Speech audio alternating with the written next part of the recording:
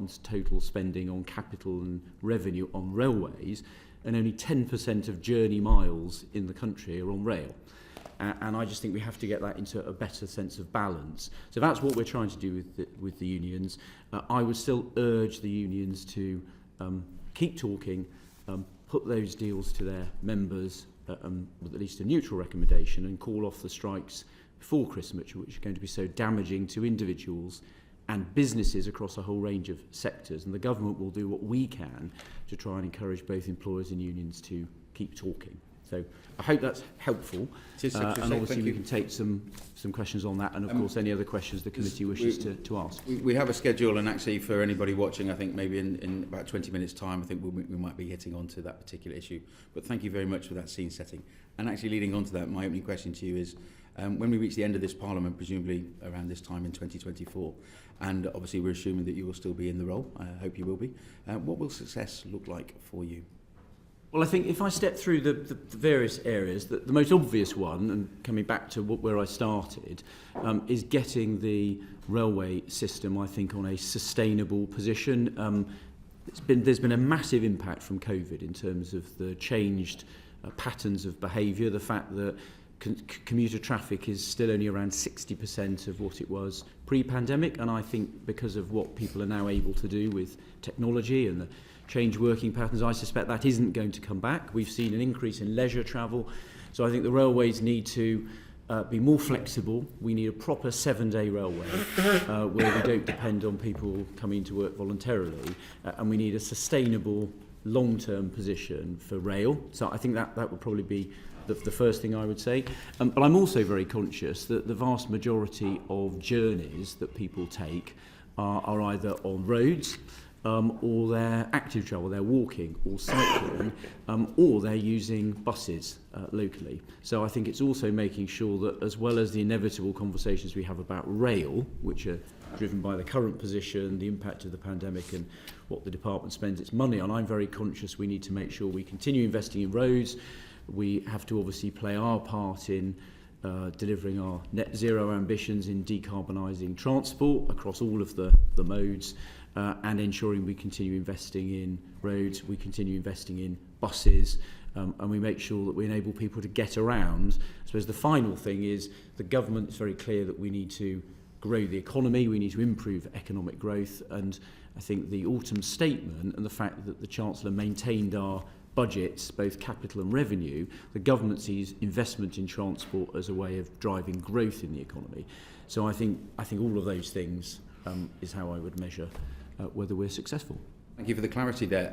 Obviously you were appointed actually on my birthday, 25th of October, so around about 6 weeks in the job.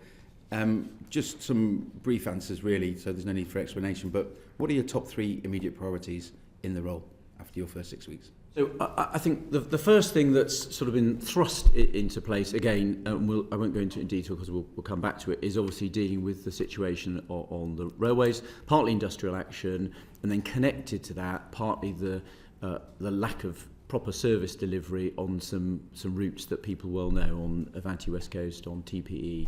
So those are issues which are raised with me both by colleagues and members of the public raised them as well, and you get asked about them perfectly understandably when I met with Northern Mayors as well.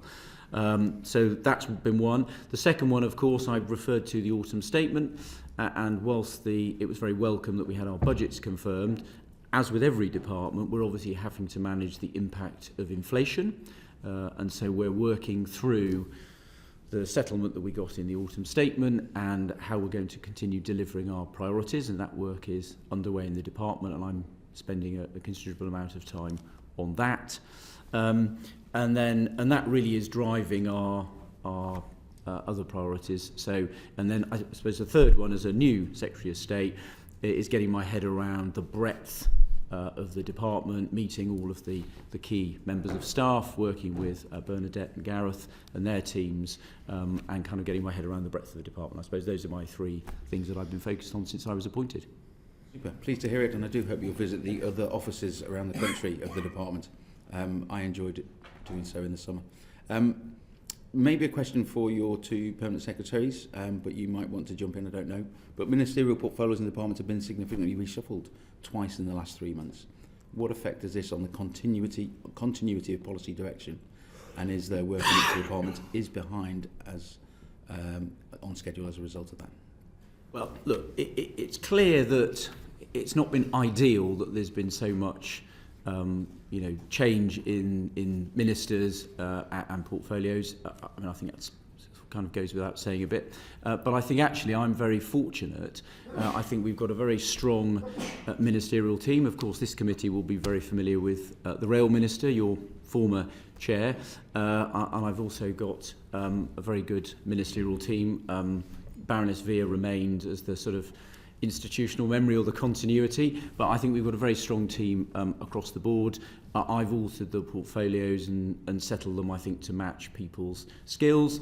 And I think, of course, the blessing of a very strong department at official level and the way our system works is, of course, even with change in the ministerial team, there's been a lot of continuity in obviously the work that officials have been carrying forward. And so actually, as when I've taken on previous ministerial roles, you come into the department, you're brought up to speed very quickly, but actually a lot of work goes on. And actually the department's been very good, I think, at identifying key decisions that needed to be taken, getting them in front of ministers. And I think we've managed to keep things going quite well. I don't know, Bernadette, whether you want to add anything. I would strongly agree with that. I mean, inevitably, when we've had a fairly extended period of uncertainty, really since the start of the leadership election in the summer, and then changes of ministers, and that causes some sort of there are some decisions that absolutely need to be put in front of ministers, and that ministers need to be confident that they fully understand before they can take them. So there are some areas where we just need to recognise that changes in ministers will mean that we have to take that time and rightly allow new ministers with new portfolios to be comfortable with decision making. But we are a department, we are very focused on delivery through our arm's length bodies, we are very kind of operational in terms of dealing with disruption to the transport network. Those sorts of activities continue to proceed, and I think we are able to get on and do that delivery. And obviously we've always made sure that when we've had a new Secretary of State and ministerial team, we get, as you say, we prioritise the key decisions, get them in front of ministers at the earliest possible date, and keep cracking on. And I think we've been able to strike a good balance there. You like Dame Kelly? I don't want to call you Dame Kelly or Bernadette, really. Bernadette's fine. Gareth, Mr Davis, anything to add to that, or shall I ask my next? Just to emphasise, I think what we do have is obviously the continuity of the civil service teams and structures behind that. So what that means is you're able to keep the institutional knowledge and expertise focused on areas, as Bernadette says, on say delivery of HS2, through to the transport decarbonisation plan, or managing some of the operational issues we faced at the start of summer. So that's been able to keep the sort of continuity as we brought new ministers up to speed and made sure they have the opportunity to shape and direct the department. Thank you. Final question from me for now. Departmental responses to a number of consultations across a variety of policy areas are outstanding. So is there a lack of capacity to see these pieces of work through, or are they imminently about to be released before Christmas or immediately in the new year? I'm not sure. Well, just on the reports that are outstanding, I know on the report that the committee did on the integrated rail plan, we wrote and secured an extension to respond fully to next March, but we did commit to providing an update by the end of the year, and we plan to do so. On the report that the committee did on road pricing, that's going to be responded to by the Treasury, and they're going to reply in due course. I don't have a specific time. Some imminent correspondence to the Treasury and the indeed, and the Chancellor. So, thank you for that, Ben. And one of the responses we're still waiting for is the one on pavement parking, which closed 2 years ago. When might we see that? Yes, I think a letter came to the committee to set out that we were considering that and looking at taking that forward. One of the things we're looking at is our legislative priorities. So that's not something that's been forgotten. I'm very well aware of it. I had it raised with me, in fact, when I was a backbencher as a constituency member of Parliament. So it hasn't been forgotten. I just don't have a specific date to come back to the committee. Your predecessor, who wasn't there for very long, but in that period did have time to come and see us, dropped the bombshell that the government was dropping the transport bill. But she was very clear that she thought there'd be a narrow, small transport bill. Is that still the case in this session? Is that your expectation? I think my predecessor said that there wasn't going to be a transport bill in this session. There are clearly things which the department, and obviously we'll go back and look at exactly what she said, but I think But that's what she said she'd be bringing forward a narrow transport confirmed. bill during this session.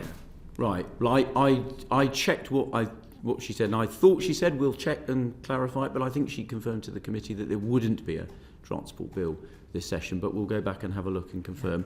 The department does obviously have some legislative priorities for the fourth session, and obviously we'll be setting out our plans for that, but obviously that depends on parliamentary time being available, and that decisions are obviously taken across government when you look at the government's priorities. On so many of the issues that are in your department's responsibility, from pavement parking, which causes misery for millions of our constituents, to the fact that we are years behind as a country in regulating e-scooters, all of these things that are holding us back, legislation and regulation on self-driving vehicles, we're also falling years behind our economic competitors because your department has failed to do this stuff. So when are you going to do it?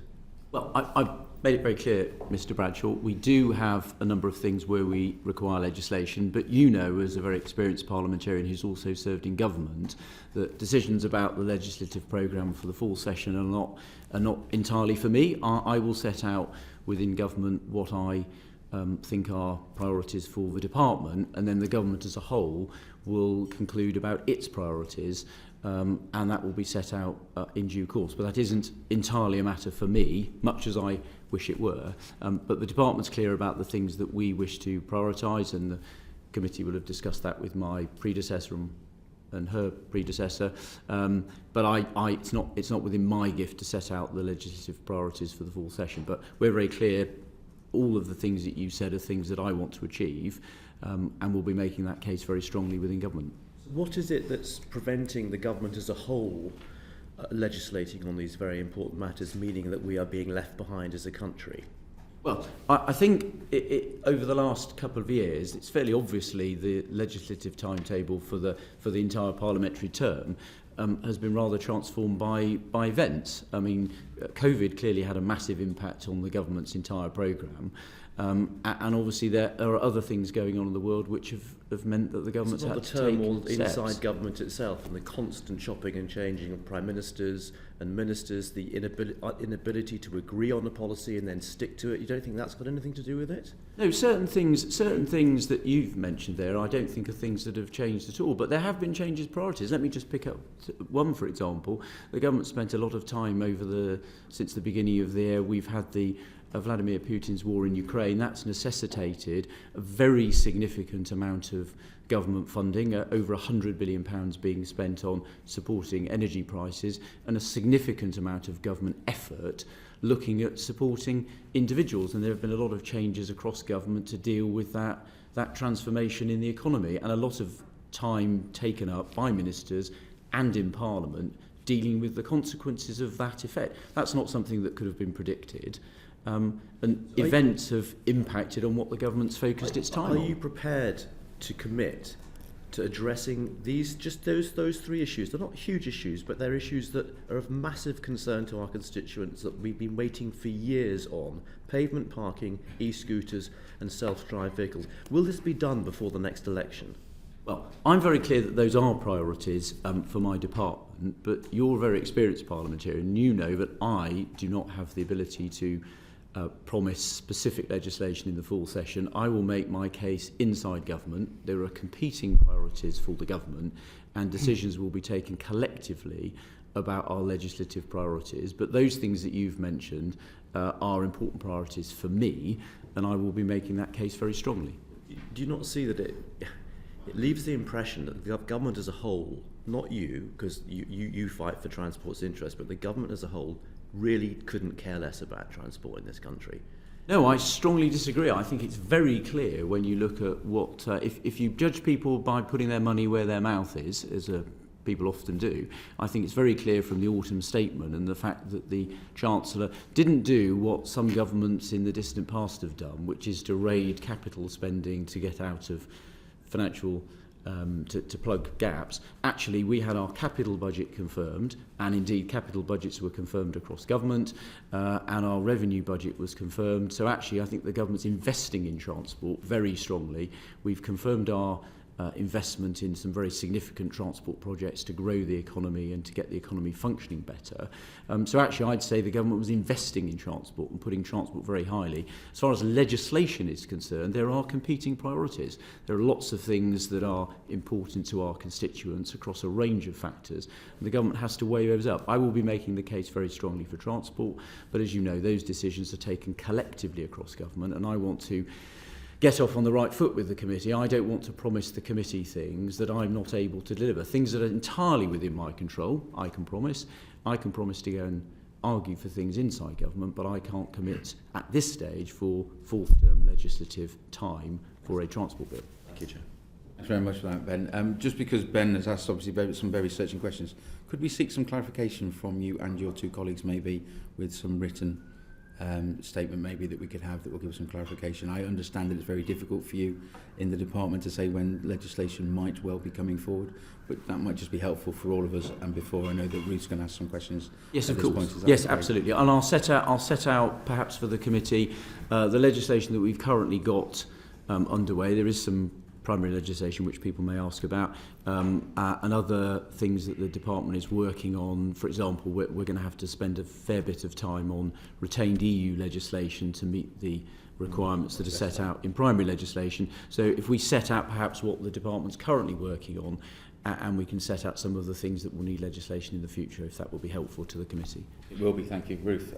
Well, thank you. Secretary of State, you say that there's pressure on the legislative timetable and there are budgets issues, but many of the issues we're waiting to see legislation for don't involve a lot of spend by the department, and the legislative timetable is hardly under pressure. We've got a longer than normal recess this Christmas, and there's an awful lot of days when we're not voting on bills. So, we do think there is more to this, but the Road Safety Investigation Branch, hardly controversial, won't cost a lot of money, very popular.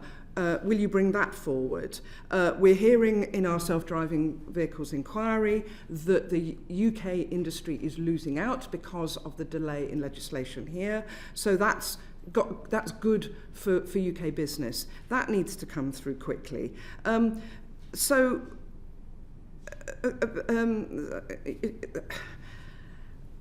You say there's a lot of work to do, and certainly there is a lot of work that you will have to do to review the huge amount of EU retained law, as you said. But will the UK regulations be updated to world-leading standards, or are we going to go with a Rees-Mogg bonfire of regulations and bonfire of red tape in our attitude to vehicle safety, which is so important to so many? Well, there's a couple of things there. Just on your first point about parliamentary time, you're absolutely right, of course, that Parliament doesn't spend all of its time voting on legislation, but actually in the same way we're doing now, I mean, actually part of what Parliament does, of course, is to there is time made available for opposition day debates, backbench debates. I mean, it's not right that the government consumes the whole of the parliamentary timetable. There are some the legislative or time in Parliament is made available for non-legislative purposes, so the government doesn't have the whole timetable to itself. But I've made it clear in answer to Mr Bradshaw's question that there are some priorities for my department, and you're right, some of them don't involve a huge amount of spending, but they do require legislative time to get through Parliament, and I will be making that case very strongly. On your point about regulation, I think one of the things I'm very mindful of, and one of the arguments I think that all ministers are mindful of, if we can adopt regulation which puts Britain in a leading position and sets out a clear framework, it's clearly then Britain becomes a very attractive country for getting investment both from British companies but also from overseas investors, and that's where I want to get the country. We've seen some examples of that already, but I want to get to a position on these issues, as Mr Bradshaw set out, where we can actually be leading on these matters and be an attractive inward investment location around the world, where we can see these exciting global steps forward taking place in Britain. That's my ambition. I think it's the government's ambition, actually, because we want to drive economic growth. So one of the arguments I will be making strongly with colleagues is to exactly legislate to get that framework and put Britain right at the front of these important challenges. Okay, and in terms of self-driving vehicles, what discussions are you having with UK firms who are developing this technology about the impact of the delay on them? So I specifically haven't had any conversations at this point. Perhaps if I can ask Gareth to set out what the department's been doing, that may be helpful. Sure. Thank you, Secretary of State. So we and my team have been working closely with the industry to understand the regulatory needs, and particularly working with the Law Commission. We published a review over the summer of the need to understand particularly things like insurance, the standardised definitions of autonomy, because there's still changes in the industry. I saw Wave recently and their chief exec to understand exactly the level of where the technology is, and I don't know if you had the opportunity to go out in some of their vehicles, but it's pretty impressive what they've been able to achieve, and I think the progress is faster than a lot of people would have expected even a few years ago. They were able to set out very clearly what's been helpful about the UK environment. This is it's an awful phrase, but the regulatory sandboxes we've created, the future of mobility zones. Some of the R&D investments that the department has been able to support developments. I'd expand it out to companies like Zero Avia as well in aerospace. But they're also very clear about the standardization and clarification are needed really to build out the industry. So I think we couldn't be clearer in the department, certainly within my team, the needs of the industry. We'd like to think we've been leading the debate, especially with the Law Commission, which I think has done incredible work over the summer. But we know obviously that now needs legislation. Thank you. Thank you, Ruth. Secretary of State, just listening to some of your answers a short while ago, I think the car manufacturing industry would like to see the country leading when it comes to legislation, certainly for the period 2030-35. Because I think their view is that we're actually lagging behind at this point, the EU and the rest of the world, rather than leading from the front. But that maybe comes in the clarification about what legislation might be coming forward, if that's okay. And also, I'm particularly going to draw your attention to the fact that your predecessor and what she said when she was in front of this committee and what you've referred to. I think that we are right, and unfortunately, I think your department is wrong. But we'll leave that for another day. Is that okay? So, moving on to Great British Railways. Chris. Thank you, Chairman. Good morning, everybody. Nice to see you again, Bernadette, and Gareth particularly. Secretary of State, is it still your plan to fully implement the plan for rail, i.e. Great British Railways? So it's very much my plan to achieve what the intention behind that idea, which is to get the railways to have a guiding mind behind them, to have a more integrated position between how the different parts of the industry work. What I wanted to do was take some time. As you know, there are different views about how exactly we achieve that, not just outside Parliament, but also inside Parliament. So I wanted to take some time, not too much time, but I wanted to take some time to listen to those alternative views from some of those that have held the rail brief in the past and others. So I've started that work. I've spoken to Mr Williams, I've spoken to a number of colleagues who've got views on this matter, and I will, and talking to my colleague, the Rail Minister, and we'll reach some conclusions. So I haven't done yet, but I wanted to take some time to make sure we make the right decisions. What we're saying then is that the Great British Railways proposal as it stands currently is up in the air. Well, I'm taking some time to just reflect on it, and to make sure when we move forward that I'm entirely happy with what we're doing. And I know there are a range of views in Parliament, and I think it's important that I take some time to listen and bear those in mind before I make any final decisions. Given what we've just heard from you a little bit earlier about the ability to progress primary legislation, it feels as though that certainly in this session it's going to be impossible to fully implement GBR as has been set out, even though at our last session it was made clear to us that the legislation required to fully implement GBR would be relatively short and not complicated. Given that I think we are clear that legislative ability for primary legislation is not going to be possible in this session, what are actually the options available, and what realistically are you considering on changing? Well, I've obviously said in answer to Mr Bradshaw's question that we'll look at legislation for the fall session, but there are of course things that we can do without legislation which we are continuing to work on. So we've made some commitments about rolling out contactless pay-as-you-go ticketing to more stations in the southeast. That work is underway. We've already got the GBR transition team working, so we've already got some of the... Could I just come back to you of on course. that? My understanding is that contactless travel and ticketing was contracted some time ago, and that's totally separate to this. There are, I understand, many hundreds of people working on GBR as it stands today at the taxpayer's expense. We're in this situation where clearly decisions need to be made very quickly, and I wonder whether you could just share with us when you're likely to make that very clear decision as to what extent GBR will be implemented.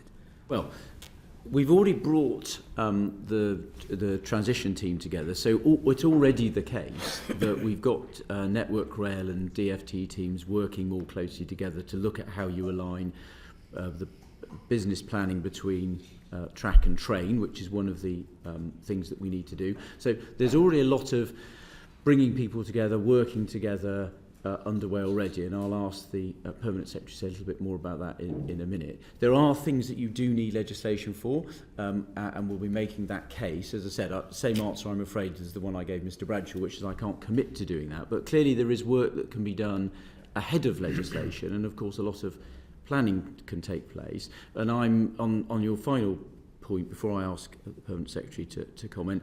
In terms of making a decision, I aim to do that at pace. But I do also just want to say, and given what I said in my opening remarks about the amount of resource that the department spends on rail and the importance of rail, I want to make sure that we make the right decisions. And I think, given I've only been in this role a few weeks, I just want to take the time to get it right before we move ahead with it. Bernadette, did you just want to say a bit about the work that's underway? Absolutely. So we had this discussion, of course, Mr Loader, at the last hearing as well. And I think I did confirm then that legislation would be relatively short as and when it's brought forward. And as we discussed then, there are some things which you require legislation in order to change fundamentally, including who is the formal franchising authority. However, as the Secretary of State has indicated, a great deal of the sort of purpose and sort of intent of rail reform set out in the White Paper can be taken forward without legislation. Steps to improve and roll out, extend flexible ticketing, steps to drive workforce reform, other measures to just ensure that the railway is operating more effectively and efficiently in the interests of taxpayers and passengers.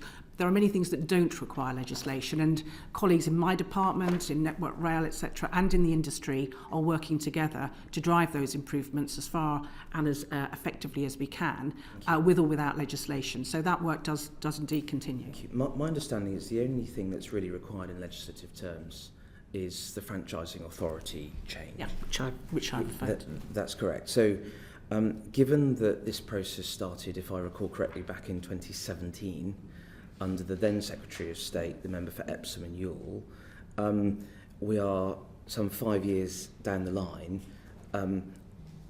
Given we have many hundreds of people working on this at considerable expense, do you have a timeline to which you are working for certain milestones to be delivered, even if it's not the full suite of the original proposal? Yes, there are still plans within the department for taking forward the various work streams that I've described that don't require legislation. And obviously we will work with the Secretary of State and under his direction to ensure those are taken forward in a way that he is satisfied is right. Yeah, thank you.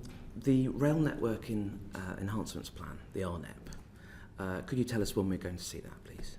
Yeah, so as I said in my answer earlier, one of the things that we're now doing in the department, and we're doing this at some considerable effort and pace, is to work through both our capital and our revenue plans following the autumn statement. So one of the things I'm doing with my ministerial team is looking at how we manage as I said, we had our capital and our revenue budgets confirmed, but obviously we are having to deal with, as all government departments are, and indeed the private sector, the inflation pressures. So we're looking at our capital investments and looking at the priorities on those, and we will set out, I know some of these things haven't been published for some time, we will set all of those out when we've reached conclusions on our capital and our revenue priorities. Are you coming under particular pressure from the Treasury to find savings?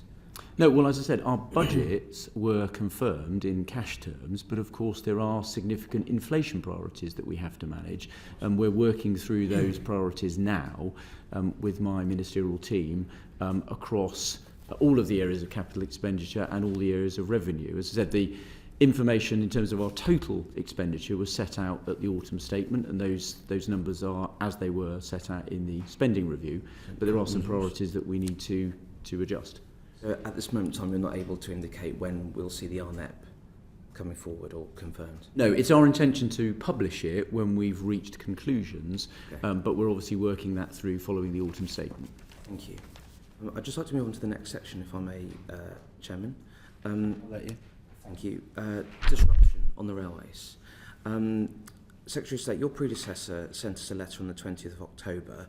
When I say sent us, I don't mean the committee, I mean members of Parliament, outlining the Transport Strikes Minimum Service Levels Bill and the intentions.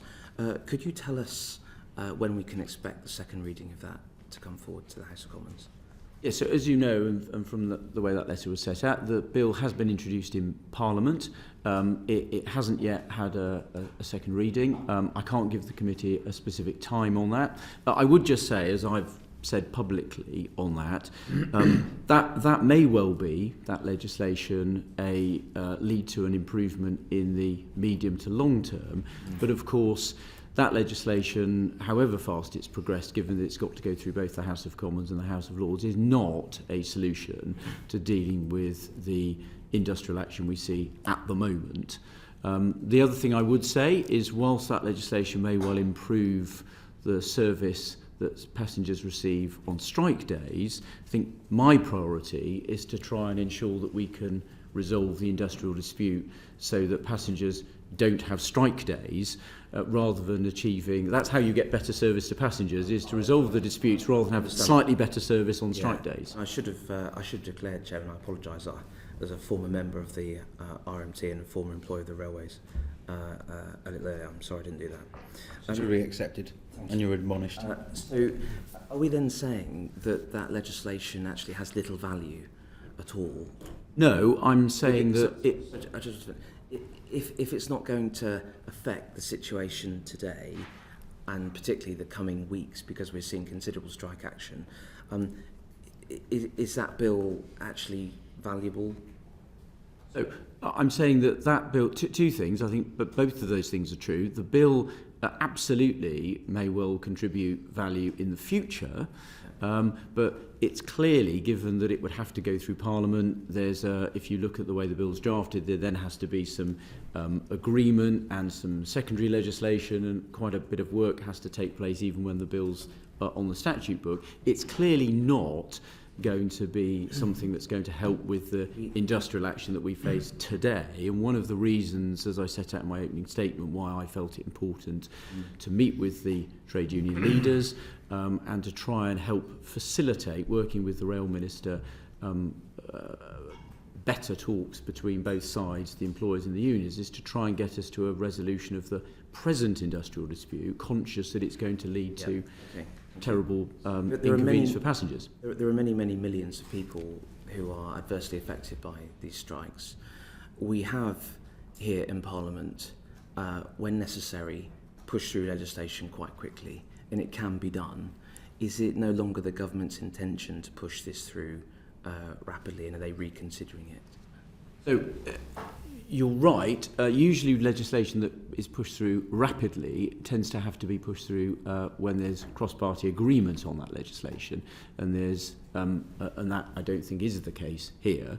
But look, it is my firm intention to try and get to a position where we can resolve the industrial dispute. You're absolutely right. It's going to cause enormous inconvenience for passengers, particularly over Christmas, it's also going to create tremendous inconvenience for many businesses. And I'm very conscious, for example, with the hospitality industry, who've last couple of Christmas periods have suffered tremendously because of COVID. This was going to be the first Christmas period, which is very busy for the industry, that they were going to be able to trade normally, and I'm very disappointed that they're going to be damaged, which is why I call on the unions even at this stage to call off those strikes at Christmas. But all I'm saying is the legislation isn't going to be a solution to the industrial dispute today. I'm going to get kicking for time, but I just wanted to finally ask you then, given you met with the unions only last week, and the RMT particularly has continued to call for more strikes,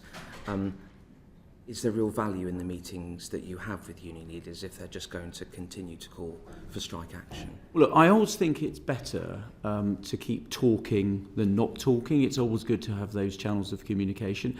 I found the meetings that they were constructive meetings. I think the government did what we said we were going to do. We said we would help facilitate communication between unions and employers, and actually following my meeting the employers made a revised offer, which I think most people looking at it, given that it involves a reasonable fair pay settlement, protection against compulsory redundancies for a period, but it does insist on necessary workforce reform. I think most people would think that was fair. One trade union is putting that deal, the Network Rail deal, to its members with a recommendation to accept. That's what I would hope the RMT would do, even at this stage, looking at the inconvenience that they're going to cause to passengers and businesses. But I think keeping those channels of communication open is a good thing, rather than the opposite.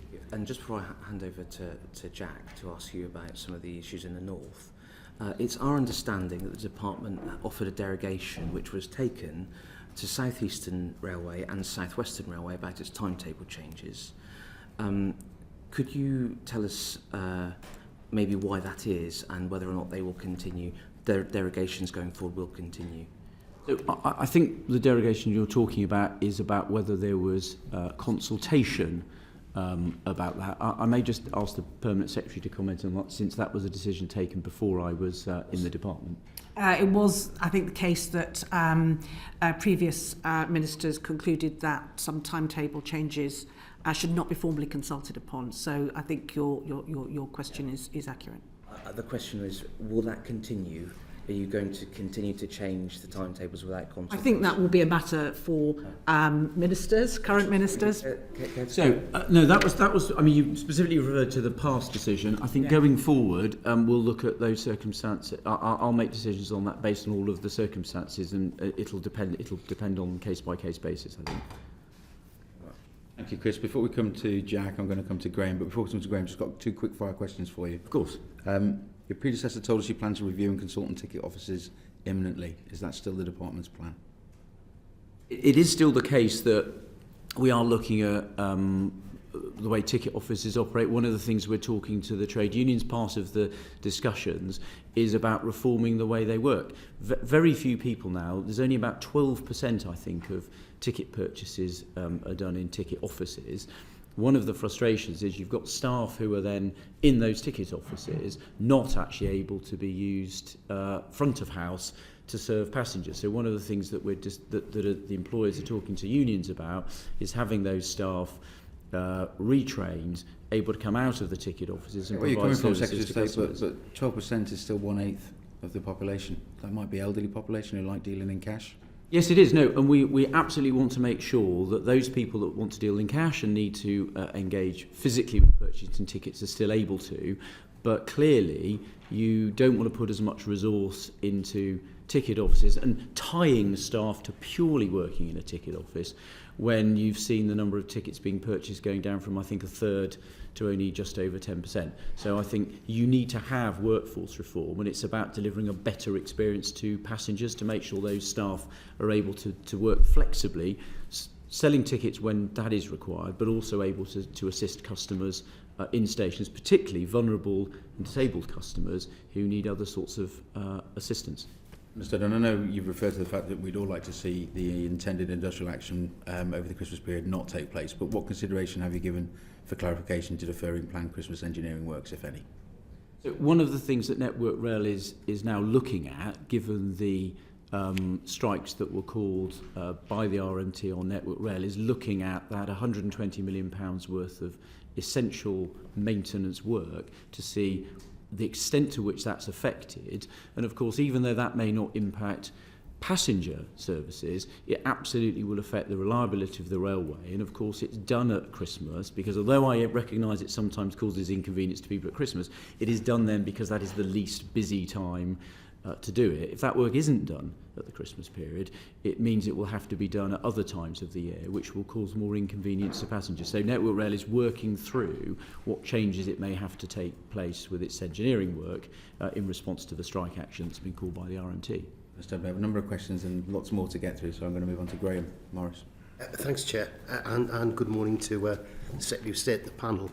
I've got a couple of questions on the rail dispute and a couple of observations as well, but just in relation to your comments there about the proposed minimum standards rail bill, which will be hugely controversial. I don't think anyone's in any doubt that will completely sour industrial relations at a time when we're trying to build a settlement.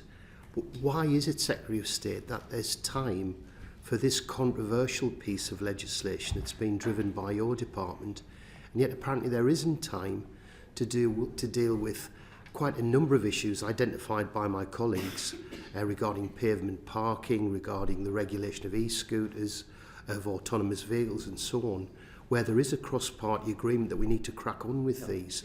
It seems slightly perverse that we can find time for one hugely controversial piece of legislation and not for another. Well, I'd say a couple of things. First of all, Mr. Morris, I think you've confirmed what I was implying in my answer to Mr. Loader, which is that taking that legislation forward rapidly, the minimum service levels legislation would not be possible, since there wouldn't be a cross-party agreement, and you need that if you're going to... Shorter answers without repetition would be really helpful, because we've got a lot to get through. Let's answer this question. Yes, of course. It's a balance, Mr. Bradshaw. I'm trying to give full answers, but I accept if you wish me to move a little more you don't need to repeat things you've already said. Very happy to do so. So I welcome that. On your issue about balancing these things off, that legislation, of course, was already introduced in this session. The wider transport bill, my predecessor, I think, confirmed it wouldn't be taking place this session, and I've made it clear in answer to my earlier question that it's got a range of things in it which are priorities for me, but I need to make that case with colleagues in government. I understand. You did explain that earlier, and I appreciate that. Can I ask now, particularly about the rail dispute? Now, I do support your philosophy of continuing to talk, and I'm heartened by the fact that the rail freight operating companies, the Scottish Government, the Welsh Government, and I think the open access train operating companies have all reached settlements with the rail unions. So it must be possible. It's not an impossible task to achieve a settlement. But they haven't placed preconditions in relation to ticket office closures or the acceptance of driver-only operated trains. Is there any prospect of continuing the talks to secure such a settlement if these preconditions are attached? Well, I don't want to get too far into specific details, because I do think it's important that negotiations take place between the employers and the unions, and I think both sides accept that. On the overall stance, though, I do think it's important that this isn't just a dispute about pay. It is a dispute also about modernising the railway and having workforce reform. And as I said, in my opening statement, I think I captured, I do think in order for the railways to have a sustainable future, we do have to see reform in the way they operate. It isn't going to be sustainable for the taxpayer to continue to put in the sums it has put in without seeing that reform. It's the reform generates the savings that help fund the pay rise, and I think both of those things are part of the debate. But I think keeping talking is very valuable. But Secretary, you said, I'm sure the trade unions appreciate that. And over a long period of time, the first job I ever had, I was a member of the NUI, even before my colleague Chris Lord, who was a twinkle. I was a member of the railway union before it was the RMT. But you know, and over a long period of time, they've accepted changes, modernisation, reforms, and so on. But one of the things that we've identified as a committee in relation to another inquiry we're doing about access for disabled people are the concerns about if there are a closure of ticket offices, if there are stations without staff, if there are driver-only operated trains, how does that square with our commitment under the Equality and Human Rights Commission requirements to ensure that disabled and elderly and vulnerable people can access the railways? And is that not a factor in your negotiations? Is a more gradual approach not more likely to be beneficial? Because we'll have to address these legal considerations, won't we? Brevity. Sorry. Yes, look, look, on the general point, I do want to make sure the railways are very accessible. You may well know in my ministerial history, I was the Minister for Disabled People. I take this very seriously. It's one of the reasons in setting out portfolios for my ministerial team, I've made sure everyone has a responsibility to deliver accessible transport. So part of the reason, what all the government said is that we need to see that reform. It is important that the detail of that reform, how you deliver it, the timescale over which you deliver it, and the flexibility of the staff and making sure there's proper service for customers is very important. That's why the detail needs to be hammered out between the employers, both on the points you're talking about, the train operating companies, and the unions. The detail needs to be hammered out, but I think the principle of reform is very valuable. You know, in answer to my question on ticket office, I made the point, you don't want people tied to sitting behind a desk not serving very many customers. I want them to be able to also to serve customers in the station. The detail of how that works is for the unions and the employers to hammer out between them, which is why I want to see them continuing to talk to reach an agreement that they feel that the unions can then recommend to their members. I just want to very quickly refer to, I'm not a Telegraph reader, I must confess, but there is an article in the Telegraph today which suggests that the Treasury or Number 10 are insisting on a precondition before the negotiations can move forward of the unions accepting driver-only operation.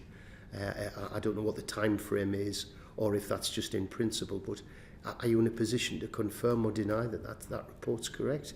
Well, I haven't seen the report, so I can't really comment on it. I haven't seen it. On the specific point about driver-only operation, we've obviously seen that on quite a significant part of the railway already, so I don't think there's an in-principle objection to it. I know that it is controversial, but you know, it's something that exists on the railways already. In terms of what I want to see, I mean, I want the two sides to continue talking. The government has facilitated. I was asked to facilitate an improved offer.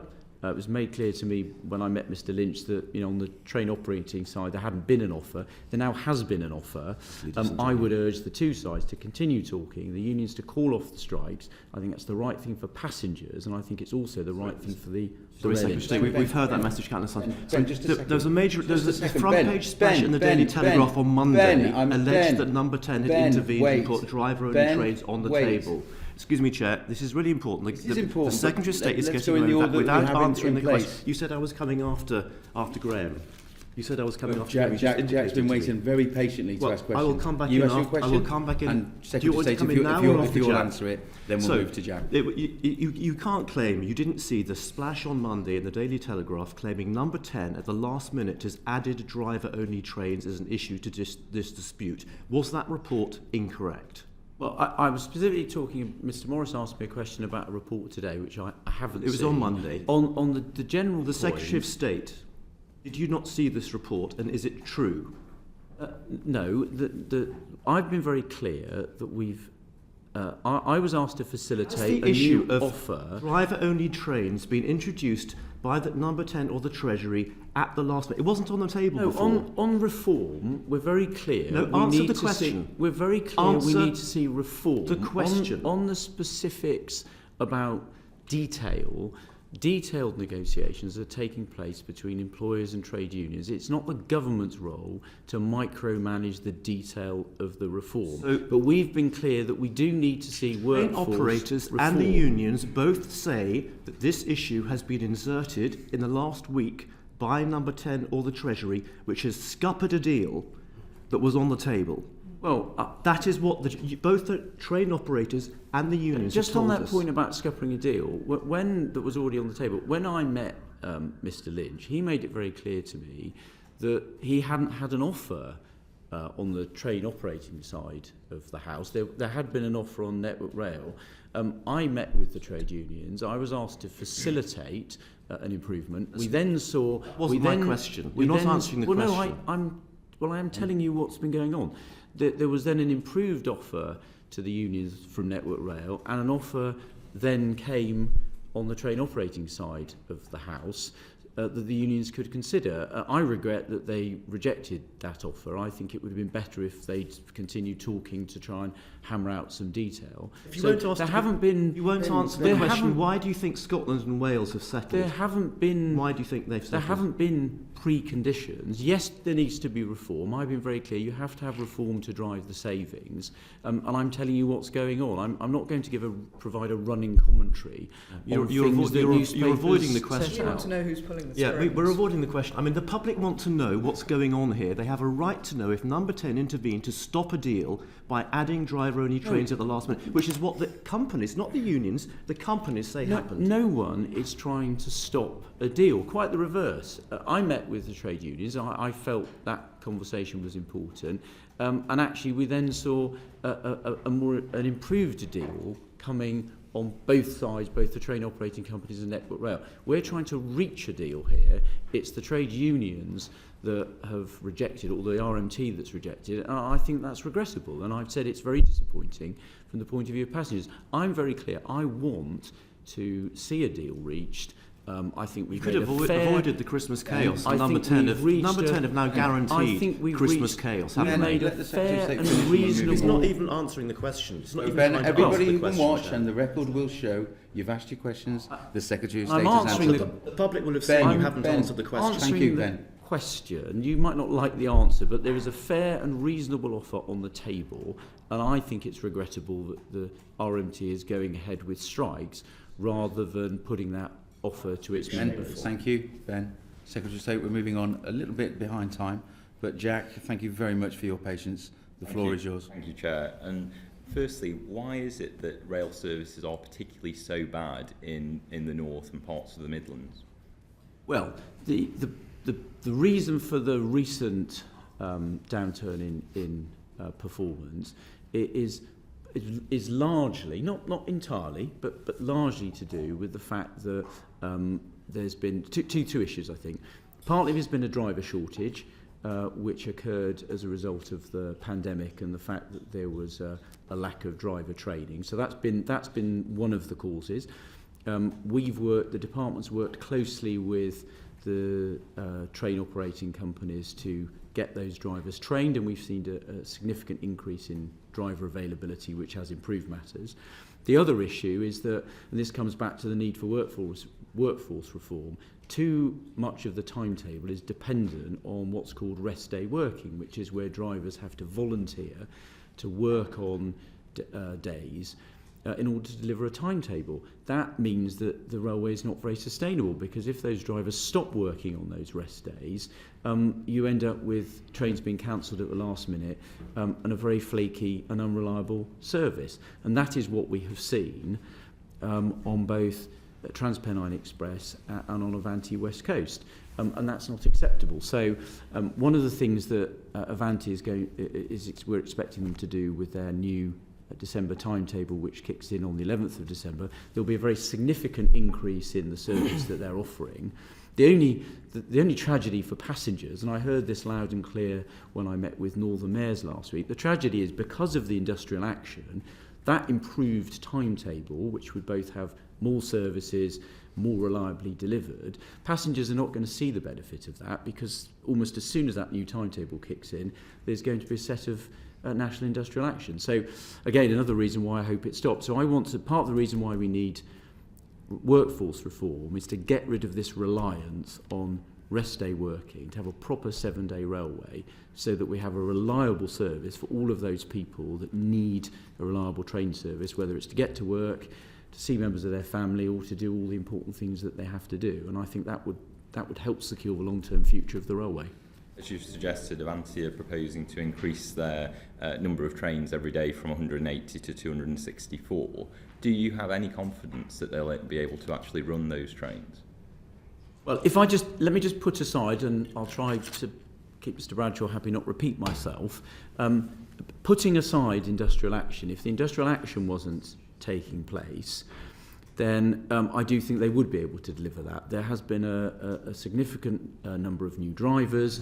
I think they're able to deliver that timetable. Previously, I was promised in October that we would see, with the September changes to the timetable, that we would see near enough return of full services, and that failed to materialise. So we have been here and seen this before, haven't we? So why should we now assume that from December to the December timetable changes that we are actually going to see all of these trains being restored? Well, let me answer that first, and then I may just ask Bernadette to comment on the previous implementation. So we've been working very closely with the department, with the company, to test, the drivers that they have available, the robustness of whether we think they can deliver that timetable. We think they can. As I said, the difficulty is, and I'm very clear, I want to hold Avanti to account to deliver the services that they've promised for passengers. One of the difficulties is I can hold them to account for things they can control. The thing that's going to stop me being able to do that is the industrial action, because they're going to perfectly reasonably be able to turn around if they don't deliver that timetable and point to the industrial action. So I want a period where we don't have industrial action, where we can hold them to account. They've made some clear commitments. We think they can deliver those commitments, and I want to see them deliver those for passengers. But they're clearly not going to deliver those commitments if 2 days after they roll out the new timetable, we see 4 days of industrial action. And Bernadette, do you want to just comment on Mr Brereton's perfectly reasonable point on the September timetable? Indeed, and I think, in fairness, I think we are stress testing these plans, recognising that sort of over-promising and under-delivering only sort of exacerbates the frustration that passengers and people feel about services. I think a lot more work has been done now to deal with the backlog of driver training and to reduce the reliance on rest day working, which is why we believe this should be a more deliverable now proposition. And I think lessons have been learned by the company, and certainly my department working with the company to ensure that is the case. As the Secretary of State rightly says, industrial action will prevent those service levels from being delivered. There is also an ongoing, I think, issue which I know the company is working hard with ASLEF on, to ensure that ASLEF is cooperating on rosters as well. So it is also dependent upon that. So, but as I say, certainly my department has been working closely with Avanti to make sure that this new timetable is one which they can effectively deliver. Avanti's services have seen, in terms of the number of trains on time, has been less than half. So, the previous Secretary of State didn't take the contract off Avanti. Do you think that decision was a mistake?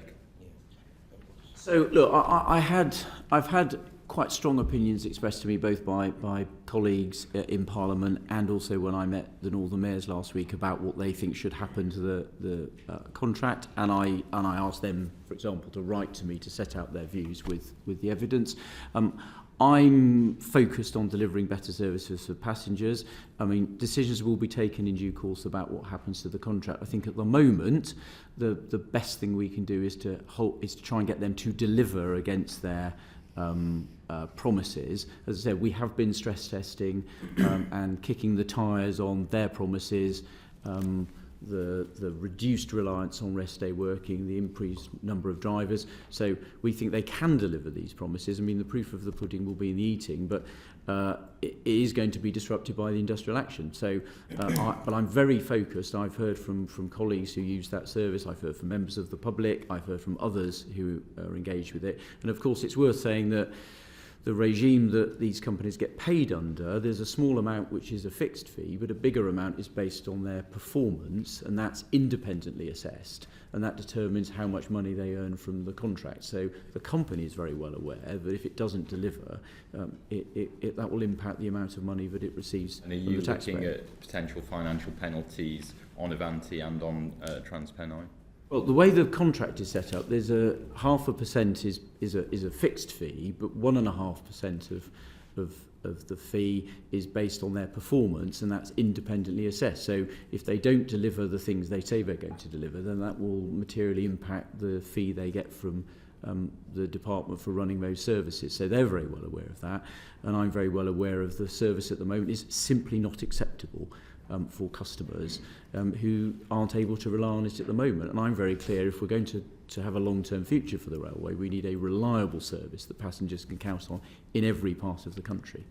Many passengers have been impacted by very short-term changes as well, less than 48 hours in some cases of timetable changes, tickets not being available for sale at all in some cases. So have you looked at the wider implications of this, you know, the social, the economic implications of this decision because of how short-term and how significant the impacts have been on passengers?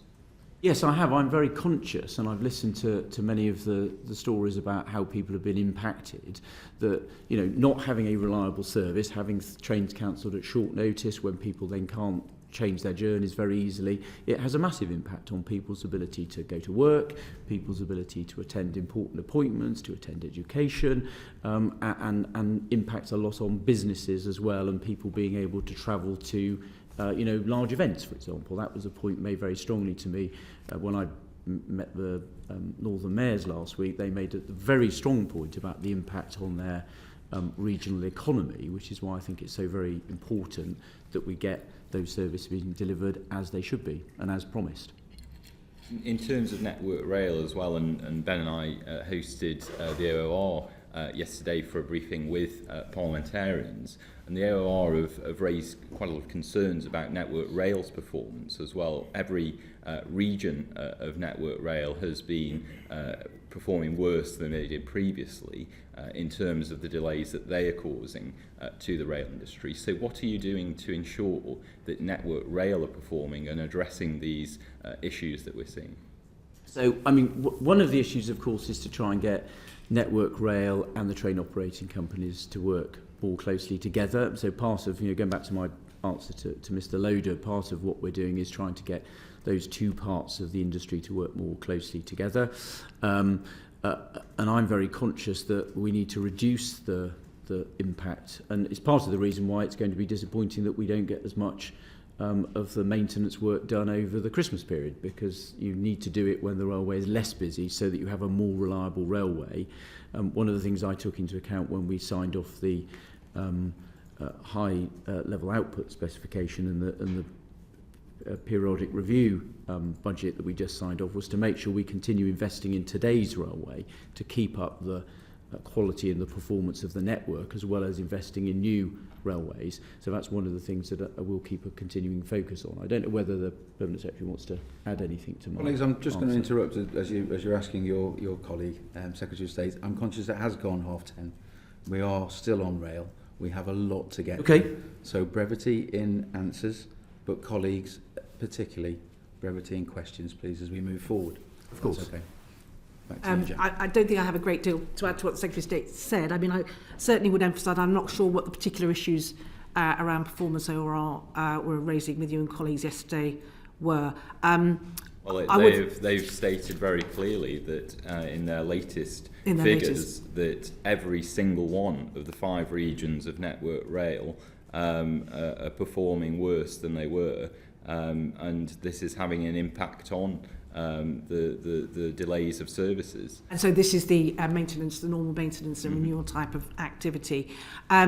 So first thing I would say is there has been an absolute transformation already in the way that Network Rail works with operators over recent years, and that is continuing. I can certainly remember when I was first involved in rail, Network Rail and operators were sort of often warring factions, and I think there is now enormous cooperation joint planning of things like works to minimise disruption. And generally speaking, I think NR performs very, very much better than it has historically in those areas.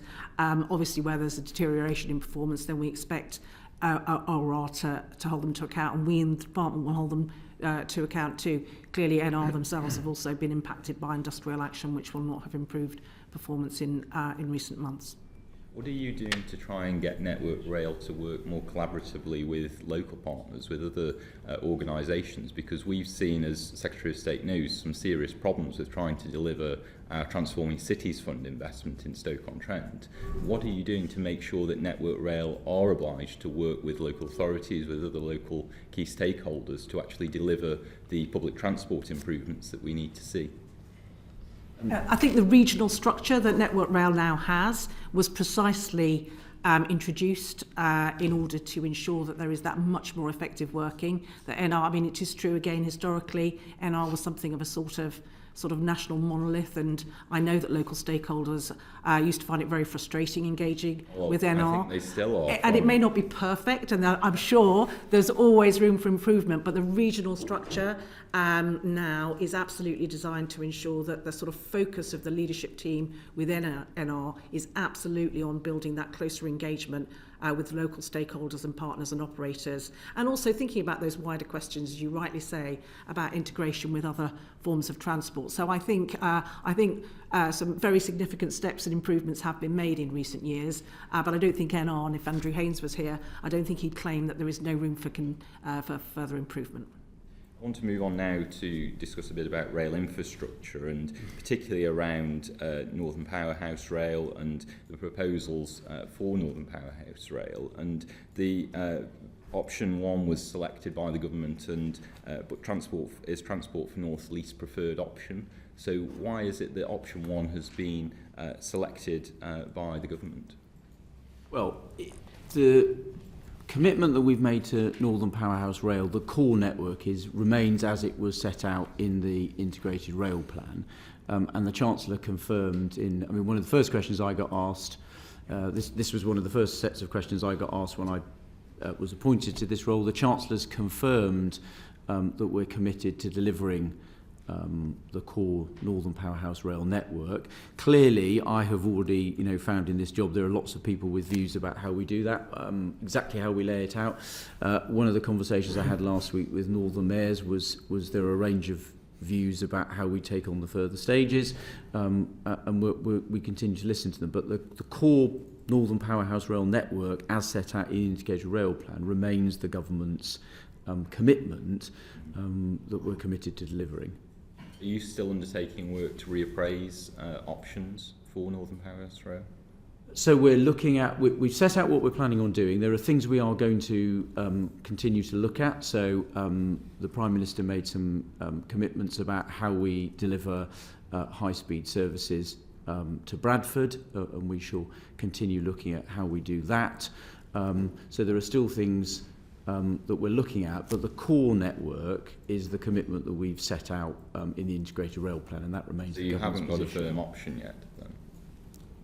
Well, shall I just say, because I think your question was about why the proposals that are currently in the integrated rail plan were those were chosen, which I think predates what we're trying the to Secretary of understand State. is whether you are still, focused on this option one that you put forward as the proposals through the integrated rail plan. Is that now the option, or is there still work underway to reappraise and look at alternatives? This is still the same core plan, as the Secretary of State has said. Connectivity to Bradford is something which I know he wants to look at, and the Prime Minister has indicated he wishes to do. But there is not now a sort of reopening of the core elements of the integrated rail plan. Obviously, in putting that plan together, previous government was balancing on the one hand the need for the desire to make a very, very significant and transformational investment in rail in the north with broader demands of sort of affordability. That is what the plan does.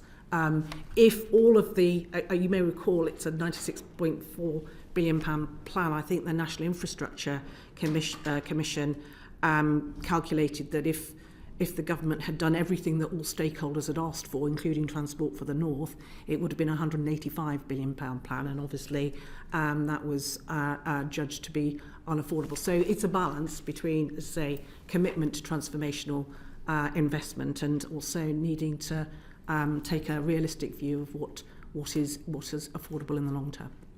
With the development of HS2, there's going to be increasing focus now. Obviously, the eastern leg there's change plans there. There's going to be an increasing reliance upon services running onto the existing network, onto the classic network. So what are you doing to ensure that the investment that's needed, because there is investment that's needed on the classic network to facilitate those HS2 trains, for example, at Leeds, also my own area in Stoke-on-Trent, we need some investment in the classic network. What are you doing to make sure that Network Rail are actually putting forward that investment to facilitate HS2 services? Well, two things. I think it's worth saying that, Mr. Loader talked about the RNet plan. It's worth just saying, I think, that the investment in the non-HS2 rail network, the capital spending, the bulk of that is going to be taking place outside London and the South East. So actually there's been a rebalancing of where we spend our rail capital investment that's not HS2 to spread that more fairly across the whole country. So there'll be a very significant investment in the north of England.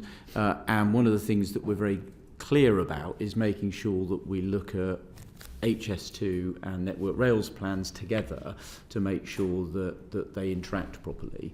As I said, but the core network is what we've set out in the Integrated Rail Plan, and that remains the government's position. And yes, I know there are many people that would have liked us to have settled on different plans, but it's about balancing the investment. I mean, I think it's worth saying, which, you know, a lot of focus goes on the things that we're not doing and the things that people didn't get, but it is worth just saying that, you know, as I said at the beginning, we are maintaining our £20 billion investment in capital on transport, which is a very significant piece of investment, and the government's maintaining its investment in infrastructure. So I would continue to argue that, you know, it's a very significant driver of economic growth and a very significant commitment to all parts of the UK from this government on transport. The final question I just wanted to ask relates to that, and it's about the methodology that's used to assess projects. And there are a lot of concerns about this that have been raised previously about, you know, how it's able to fully capture the benefits, particularly for those areas where levelling up is more important, and capture those the ability of that growth potential. Are you concerned, and do you think that the department have still got this right in terms of the methodology that is being used, and that this will, you know, deliver on the levelling up aspirations of the government? So you're right to highlight the levelling up aspirations of the government. One of the reasons why we're committed to the core Northern Powerhouse Rail network, it's exactly to join up the cities of the north to get those agglomeration benefits. I think the department's got, from my experience of it so far, the department, I think, it's got a very good team of analysts who try and pull all of this information together to try and weigh up and balance all of these projects. You can do a lot of that. I mean, to some extent, you always have to put some judgment in it, and the government's going to have some strategic priorities. So I think it has to take all the analytical work, all of the attempt to boil these things down to numbers, but there is some judgment involved about what our strategic priorities are. So I think you have to weigh those things up, and that's why decisions are taken by ministers, because you've got a lot of data, but ultimately there's some strategic judgment to take as well. Can I just add a word on this? I know the department's kind of analytical modelling and our transport appraisal methodology is often challenged. Just to say, firstly, we are constantly seeking to improve and evaluate. I think it is actually a very good analytical set of tools. It is very important. It's something we value and put a lot of effort into in the department. We're constantly seeking to improve it. Already within our modelling, we are very conscious and we explicitly identify the fact there are always going to be wider impacts which cannot be quantified. And that is very much a part of our decision-making process, to acknowledge and recognise those wider impacts. As the Secretary of State has indicated, what the government is also now doing is putting more weight on the strategic case alongside a sort of standard business case in making the decisions that it does about these investments. And I do think, particularly for these very large, long-term and transformational investments, that's a very important sort of evolution of how we think about these things. Thank you, Jack. Before I go on to Greg Smith, who's asking the next round of questions, I'm just going to warn the witnesses, if you do answer in a very elongated fashion, I will cut you off and ask your questioner to ask the next question. Is that okay? We have a lot to get through. Greg. Thank you, Chairman. Secretary of State, the autumn statement made a big commitment on East-West Rail. What is your understanding of what that actually means? Is that the whole project as it was originally conceived, including the Aylesbury Spur, or just Oxford through to Cambridge?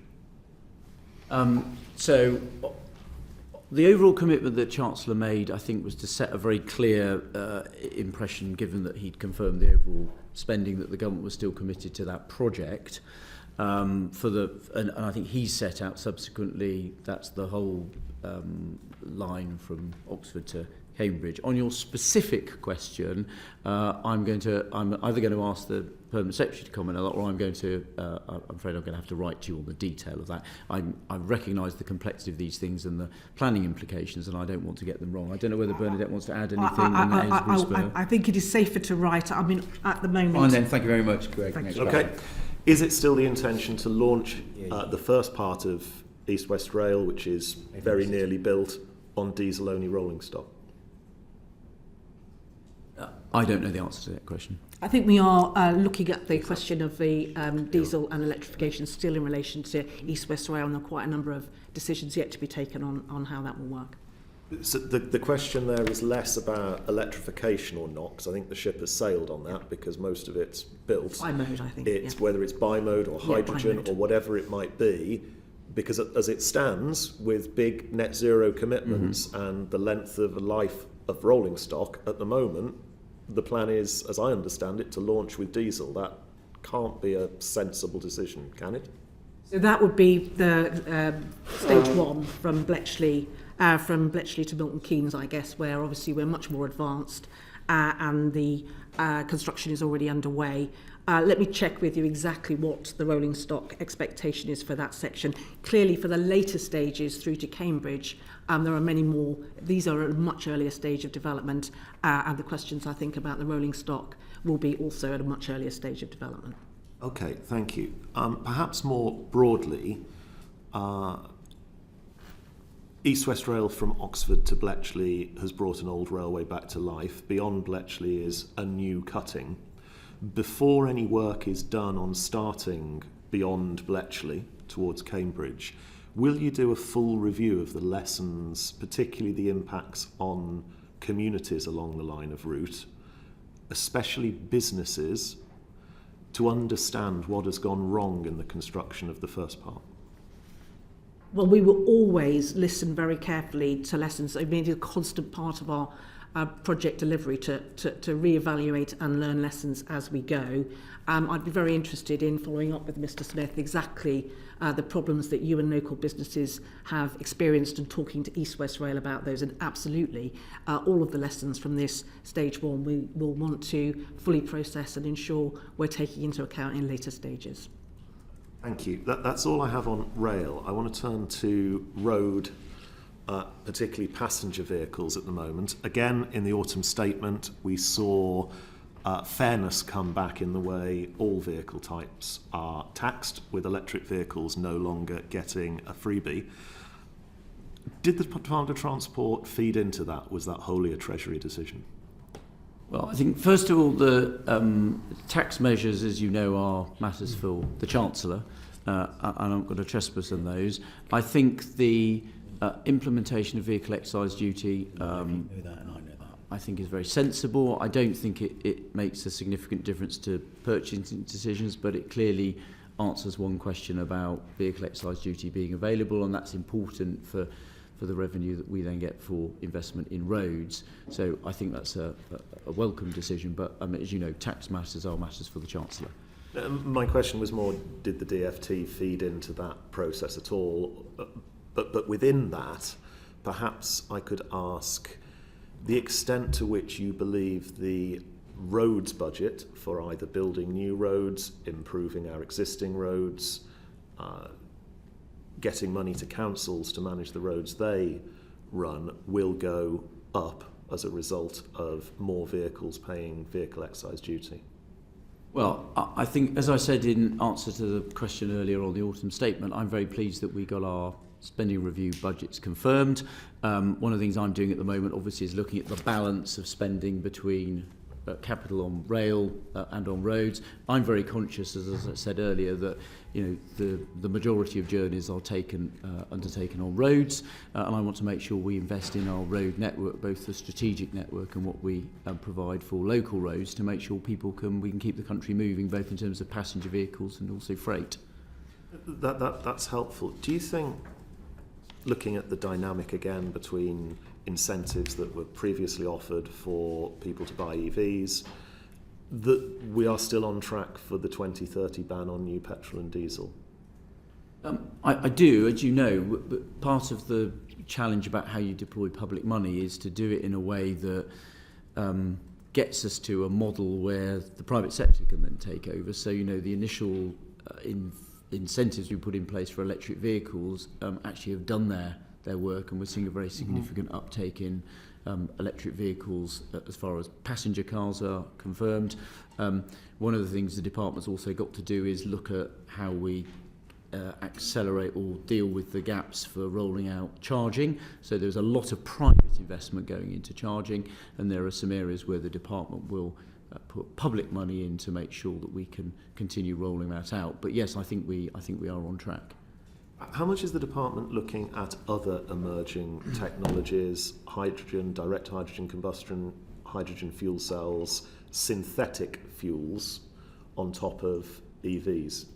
So I think I'm right in saying that the department's always been technology neutral. So the objective is to get to our net zero objectives, but we're not wedded to particular technologies. And I think Gareth said in one of his earlier answers, when we were talking about the regulatory regime, actually we want to incentivise companies to look at all of those things. So exactly what the share of those will be going forward, I mean, that will depend on the development of the technology and the private investment, but it's a technology neutral approach. And clearly I've already picked up in the time I've been doing this job that for different roles, for different sorts of vehicles, there may well be different technology solutions, and we're very much encouraging all of those. I don't know whether you want to add anything, Gareth, to that. Yeah, I think it's fair to say on cars, it does feel like the momentum's with electric. I think you've sort of seen that on the back of what Tesla have done in terms of and certainly the numbers we see of new car sales. 20% now have a plug in November, so you can see the momentum going. Demand is not an issue. We've taken away some of the financial incentives. More of the constraints are on the supply side with the global disruption in supply chains, particularly around chips. Vans similarly look like more moving towards electric. There's still a big debate in trucks, particularly over 26 tonnes. Will it be hydrogen fuel cells? I was recently with Scania, and they have some very impressive electric trucks at very large scales, so you can see options there. We have got a series of trials running of both hydrogen, the overhead gantries and batteries to understand how that will fit in with the wider logistics sectors. Much more debate in maritime and aviation. Maritime at COP26, there's an interesting study published there which showed actually of countries and shipping companies around the world, still a mix of ammonia, hydrogen, potentially even nuclear. On aviation, sustainable aviation fuels, and you mentioned synthetic fuels, very much seen as a core technology for the next, I was going to call it a bridging technology, but this is sort of 30 years at least, given the asset cycles. Question about the role of hydrogen and quite how long that will go. Battery planes, and I mentioned people like Vertical Aerospace before, very interesting on the more short haul for the UK domestic scene. That's very interesting. I do want to keep these questions specifically to passenger cars, just for a couple of more quick questions. There's a lot of focus on the EV market, on the new sales from 2030. How much thought is being put into how we keep all the other cars that are on the road, potentially up to 30 million of them, running beyond 2030, potentially in a greener way, by which I really do come back to the synthetic fuel point? And how big of a priority is it to keep those cars on the road rather than to see mass scrappage schemes or things that will inevitably involve taxpayer subsidy in order to help people move on? Clearly the legislative priority is on new vehicles, and you're right that, and certainly from a carbon point of view, you have to balance those capital assets that have already been produced. You don't want them all being scrapped too soon, because actually that's not great from a carbon emissions point of view either. I've spent most of my time so far looking at the EV rollout for new vehicles. I don't know whether Gareth wants to add anything, otherwise we'll write to you. Yeah, otherwise my main point would be the fact that we are conscious of the embedded carbon in the vehicle stock on the road. So it's not just, obviously there's a focus on emissions at the tailpipe, particularly around air quality reasons as well, but we're also looking at how we manage the overall stock and can ensure the maintenance and improve the efficiency in the medium term. My last area I want to talk about for roads is smart motorways. These have been a controversial subject for some years now. It was this committee's recommendations that led to one of your predecessors pausing the new rollout. But just last month, we had a 7-hour outage on stopped vehicle detection. Coming up into what now appears to be strike season, there's been media reports that the human beings that monitor the technology for stopped vehicle detection may well be on the strikers list. Should we just go a bit further and restore hard shoulders on all these roads until we can be confident the technology actually works? Secretary, coming into the role fresh, what is your approach to smart motorways? So, first of all, I think it's worth saying that I think the committee did a very good job, I think, on the work that it did. It certainly was stuff that I paid attention to before I came into this role. I think the commitment that my predecessors made, I think, still stands, which is about pausing the rollout of the various types of smart motorways until we've collected a larger series of data. So that position hasn't changed. I think that's the position I'm comfortable with maintaining. On your specific point, I'll set out what I think the position is, and no doubt Bernadette will correct me. On National Highways staff, those involved in monitoring all of our road network, you're right that there have been strikes announced. I think the number of staff in National Highways who are members of the trade union who may well be striking is a relatively small number. One of the things the department's very experienced in is managing those operational issues and focusing resources on the most important areas. So I don't think we're anticipating any significant issues from a road safety perspective as a result of any of the strike days that have been announced. And I think if I got that... That is exactly right. I mean, it's about 11% of National Highway staff are PCS members, which is the striking union. About half of those voted for strike action. So National Highways is not expecting a sort of mass walk out of staff on strike days, and it has robust contingency plans to deal with the strike impacts, and obviously it will be prioritising in those plans road safety activities. So I think some of the reports have been somewhat exaggerated about the impact on the road network. Okay, thank you. Chairman. Just on that, Secretary of State, I'm just going to ask you very bluntly, do you believe smart motorways are smart? Smart or safe? Well, in terms of are they smart, I've looked at the evidence on them that has been collected so far. I think it's very sensible of my predecessors to say we're going to collect more evidence. I think we're going to be publishing some statistics on safety going forward. I think one of the things we have made a commitment about, which I'm very clear about, we have got to take the public with us on this. So whatever the data says, people have to be comfortable with them. I don't think the public are with you. One of the things we've set out is about investing in more emergency areas on those smart motorways that don't have hard shoulders to reassure people. But I'm very clear there's a point about data and about facts, but there's also a point about making sure that people feel safe and comfortable using the various types of smart motorways. Would you feel safe or comfortable on a motorway that you broke down on, that the artificial intelligence doesn't see your breakdown and notify the human operators? It waits for congestion to mount up, which can take 15-20 minutes before any human person realises there's a problem on a so-called smart motorway. Would you feel safe with you and your family in a car? Well, there are, of course, different sorts of smart motorways. On the specific ones you refer to, the all-lane running ones, yes, you're right, the technology clearly needs to be working properly, and Mr. Smith highlighted one example where there was a technology outage, and those are exactly, that's why you need to collect the data over a longer period. So I'm very clear that smart motorways have a lot of advantages, but the public absolutely has to be confident in using them. Even in scenarios which are relatively infrequent, we have to take people with us, and I think that's one of the incredibly valuable things the committee did in the work it took, in the work it did and the evidence it took, was to challenge government on that, and I think government responded, and I think my predecessors made sensible commitments on that, and those are commitments that I maintain. Thank you. Your comments are noted. Ruth, you're next. Thank you, Chair. Going back to electric vehicles, the government's committed to deliver at least 300,000 charge points by 2030. If there's going to be no transport legislation in this parliamentary session, is that deliverable? And if not, what can be delivered?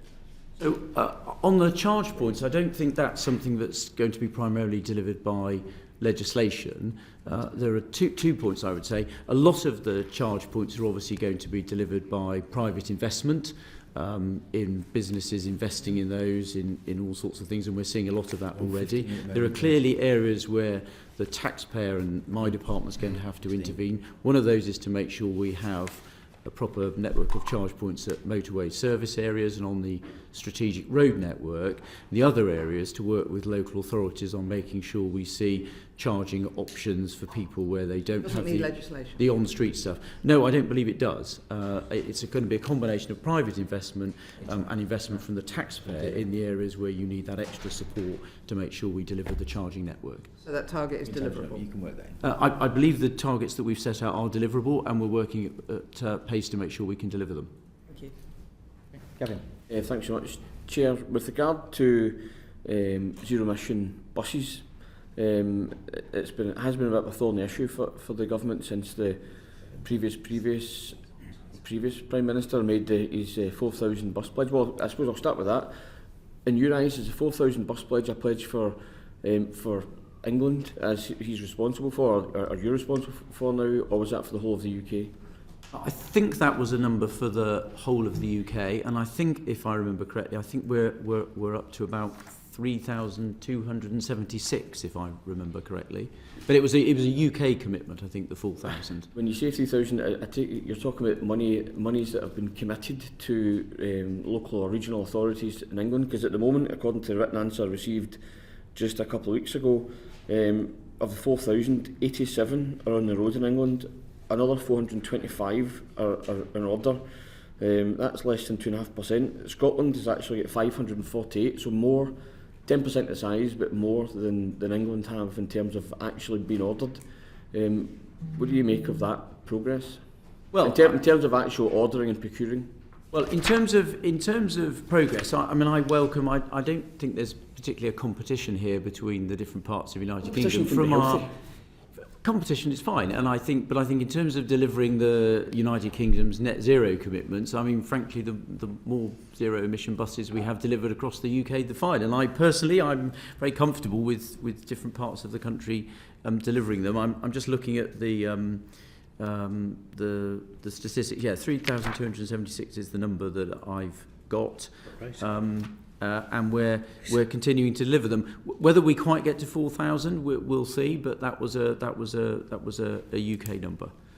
Would you perhaps write to the committee to set out, because you've got a different figure than my written answer? Could you perhaps say what's been ordered, what's on the road, what's been ordered, and obviously what monies have been given to regional authorities, but also can you confirm if any monies? Last question before I hand back to Chair. If any money has been handed back from regional or local authorities in England who struggling to get operators to run said buses? Yeah, I think given it's a fair bit of detail you want, I'm very happy to write to the committee to set out those particular aspects of it. Yeah, all of those things that you said. Mr. That Secretary of State. This is a quick question for you. Thank you.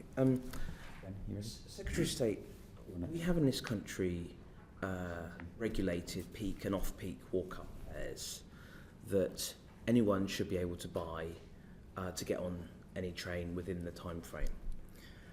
Avanti West Coast and its retailers do not sell those walk-up fares when it suits them. Have you or anyone in your department authorised Avanti West Coast to do this?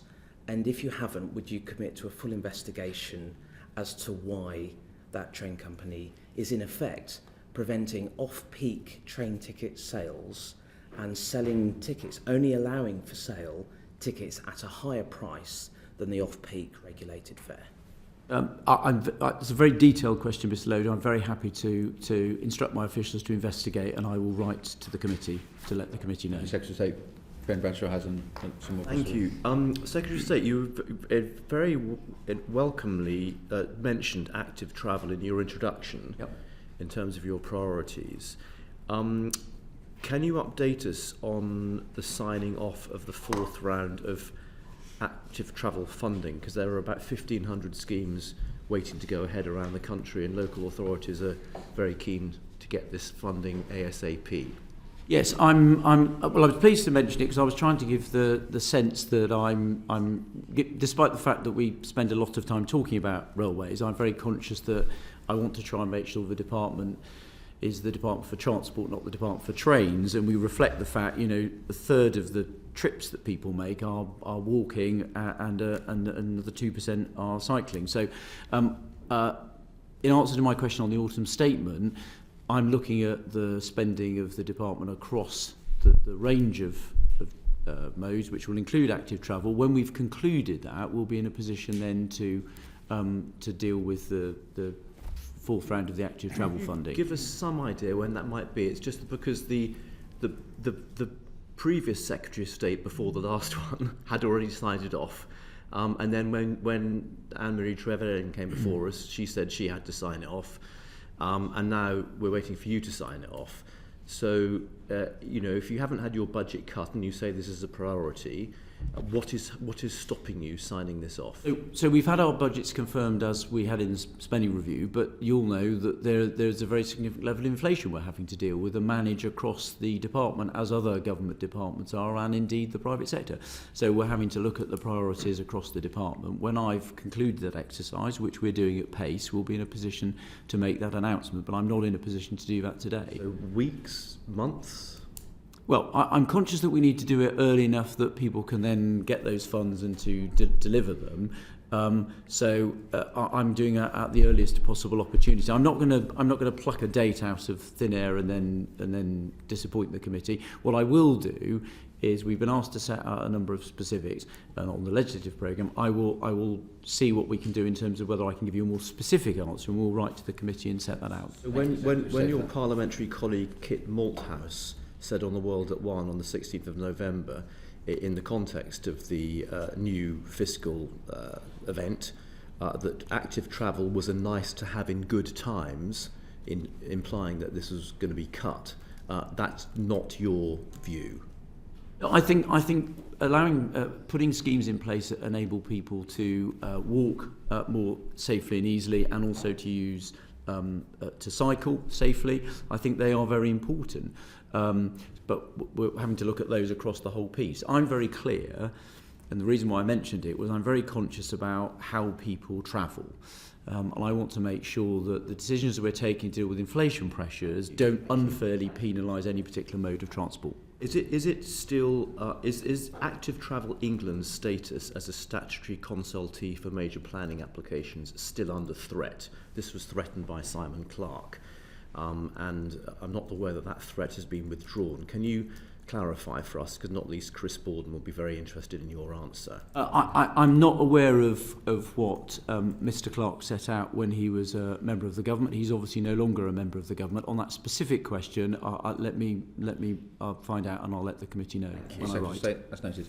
Over to Graham. Thanks, Chair. Just on the issue, now I'm not sure whether it's fair to expect you to know this level of detail, but perhaps again you could give us some information, because as part of our inquiries into Maritime 2050 and the logistics supply chain, the Port of Dover told us that they didn't know when they would find out how the new EU entry-exit system checks that are due to come into effect in May of next year. They didn't know how they would work. I wonder if you could give some indication as to where we stand with that. And if I may as well ask my other question, also in relation to the maritime sector, there have been some criticisms about the Seafarers' Wages Bill. We're all very concerned about the appalling activities of P&O, followed by other unscrupulous employers. But we're concerned about how international agreements are going to be affected, and if there's a possibility of circumventing the legislation by what's being called port hopping, and how can we avoid that? Okay, so on your last point on the Seafarers' Wages Bill, which has obviously been introduced into the House of Commons, I'm hoping for an imminent announcement about when we're going to get the second reading of that bill. On the specific issue, I mean, the bill obviously has a very specific purpose to deal with shipping in UK territorial waters. On the specific point you raise, I don't have the answer to that. I will find out and write to the committee and also make sure we have that when we debate second reading of the legislation. On your Port of Dover question, so one of the first visit that I did actually, which was to go and visit the Kent Resilience Forum and also the Port of Dover and Eurotunnel to talk about a range of issues, but also to talk about the European system. So it's fair to say I think that the European Union hasn't published a great deal of information about how this is going to work. There were concerns about that were raised by all of the stakeholders. My department is working closely with the port, with other parts of the UK government, but also working closely with the European Commission and the French government to try and understand how this is going to be implemented and what the requirements are going to be on us, and particularly at the juxtaposed controls, and that work is underway. But obviously it's a European Union system, and they need to tell us how what the requirements are going to be, and we will obviously then work to comply with them and work with the port to make sure we can... And if you've met with the Kent Resilience Forum and the Port of Dover, you'll understand their concerns about the logistics supply chain and so on. When did you have that meeting, just out of curiosity? Was it recently? It was a couple of weeks ago, yeah. All right, okay, thanks. Chair. Thank you, Graham. Secretary of State, just before I move on to Gavin next, I'm conscious that you are going to be writing to us with answers and details on various different subjects, and I'm conscious that your two permanent secretaries are sitting right next door to you. So as a matter of process, you don't have to write to us just with one letter. Do let us have the information as it becomes available, if that's okay. Is that all right? We always, as you know, seek to provide the swiftest possible and fullest possible responses to the committee. Very happy to receive a number of different letters from you and your department. So, Gavin. Thanks so much, Chair. Turning to, I suppose, decarbonisation again, and looking back to COP26 with the Clydebank declaration at COP26. So, in terms of progress, will the UK have a green shipping corridor by 2025? So we, as you know, we made a commitment at COP working with some of our global partners about that green shipping corridor. There were 24 countries have committed to supporting the establishment of those, and we're trying to work and lead that work. I think I don't know, Gareth, do you want to add anything specific on the timing? No, I think the timing, it will take longer than 2025, as you say, because in terms of, but you've got to work through both the actual ships, the port technologies as well, but in terms of progress we saw at COP27, it was pretty impressive the number of countries that are leaning into this now. We've got agreements with the US, Norway and the Netherlands. Similarly, the department has put in already £34 million into over 80 projects across the UK around the clean maritime demonstrations. This is about getting the port side technology right. But I think we shouldn't underestimate the scale of the challenge to get the green shipping corridors right. Yeah. But that is a big focus for the department, as the Secretary of State has said. And obviously, it's not in your gift or your control because obviously it's international and whatnot. Right. What would be your best estimate as to when you'd hope to have the first green shipping corridor in place? I'm balancing between being optimistic and not wanting to disappoint you on this one. I think I'll play back the answer a number of people made at COP27, so just to give you a sort of sense of where the international community is on this. They were saying sort of the back end of this decade, that was where they thought they would be fully operational. Before that, I would expect to see pilots running, and particularly around, I'm interested in what's going on back to Dover on the short straits and some of the routes, and I think actually, again, outside of this country, the US, Singapore links are actually really interesting, but it's going to be second half of this decade will be my expectation where you see real progress. One of the important things we are working on is to build the international coalition on the back of COP, both 26 and 27 at the IMO, to have the focus there on zero emissions and building that coalition, just as we have done with international aviation emissions.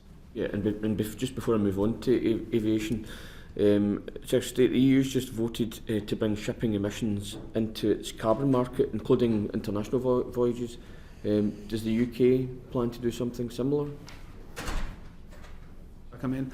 Carbon budget 6 for the UK, which is around 2035, will include, and I think we've announced this previously, international aviation and shipping emissions. And even to date, what we do is when we have the carbon budgets, we make an allowance for international emissions, so they are in effect accounted for in the system. This is not sort of an off-book set of numbers.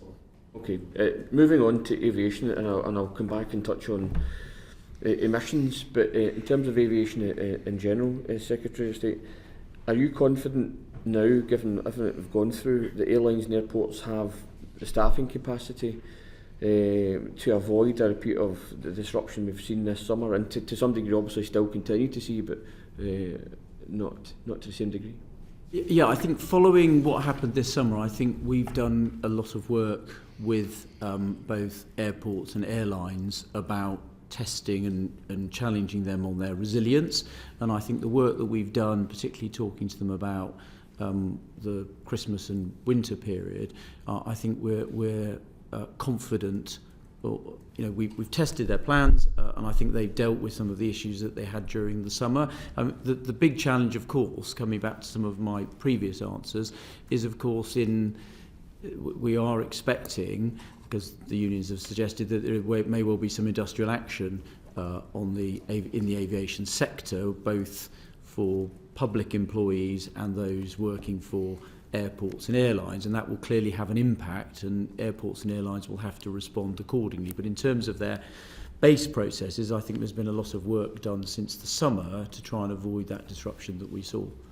Yeah, and a lot of disruption was caused in or by the ground handling sector, which of course is one of the lowest paid parts of the aviation sector, and there's supposed to be a review of the ground handling market. I know Heathrow themselves were reviewing ground handling at the airport, but the government were looking at ground handling. So where are you with reviewing? I know there's been different teams at the DFT, but we're told they were reviewing it. So are you aware of any progress? That commitment was given, before I came into space. So I'll ask Gareth. The review's ongoing at the moment, and we're looking to have the report ready for the Secretary of State in the early new year. Early new year? Yeah, early new year. Okay, thanks. In terms of the recovery itself in the sector, as many of us warned, and obviously as we've seen with other downturns in aviation, the recovery is always unequal. So you'll see Heathrow come back a lot quicker than regional airports, and we've seen the same with Glasgow. Glasgow, for instance, still 70% of 2019 levels. What do you plan to do as a department to try and assist?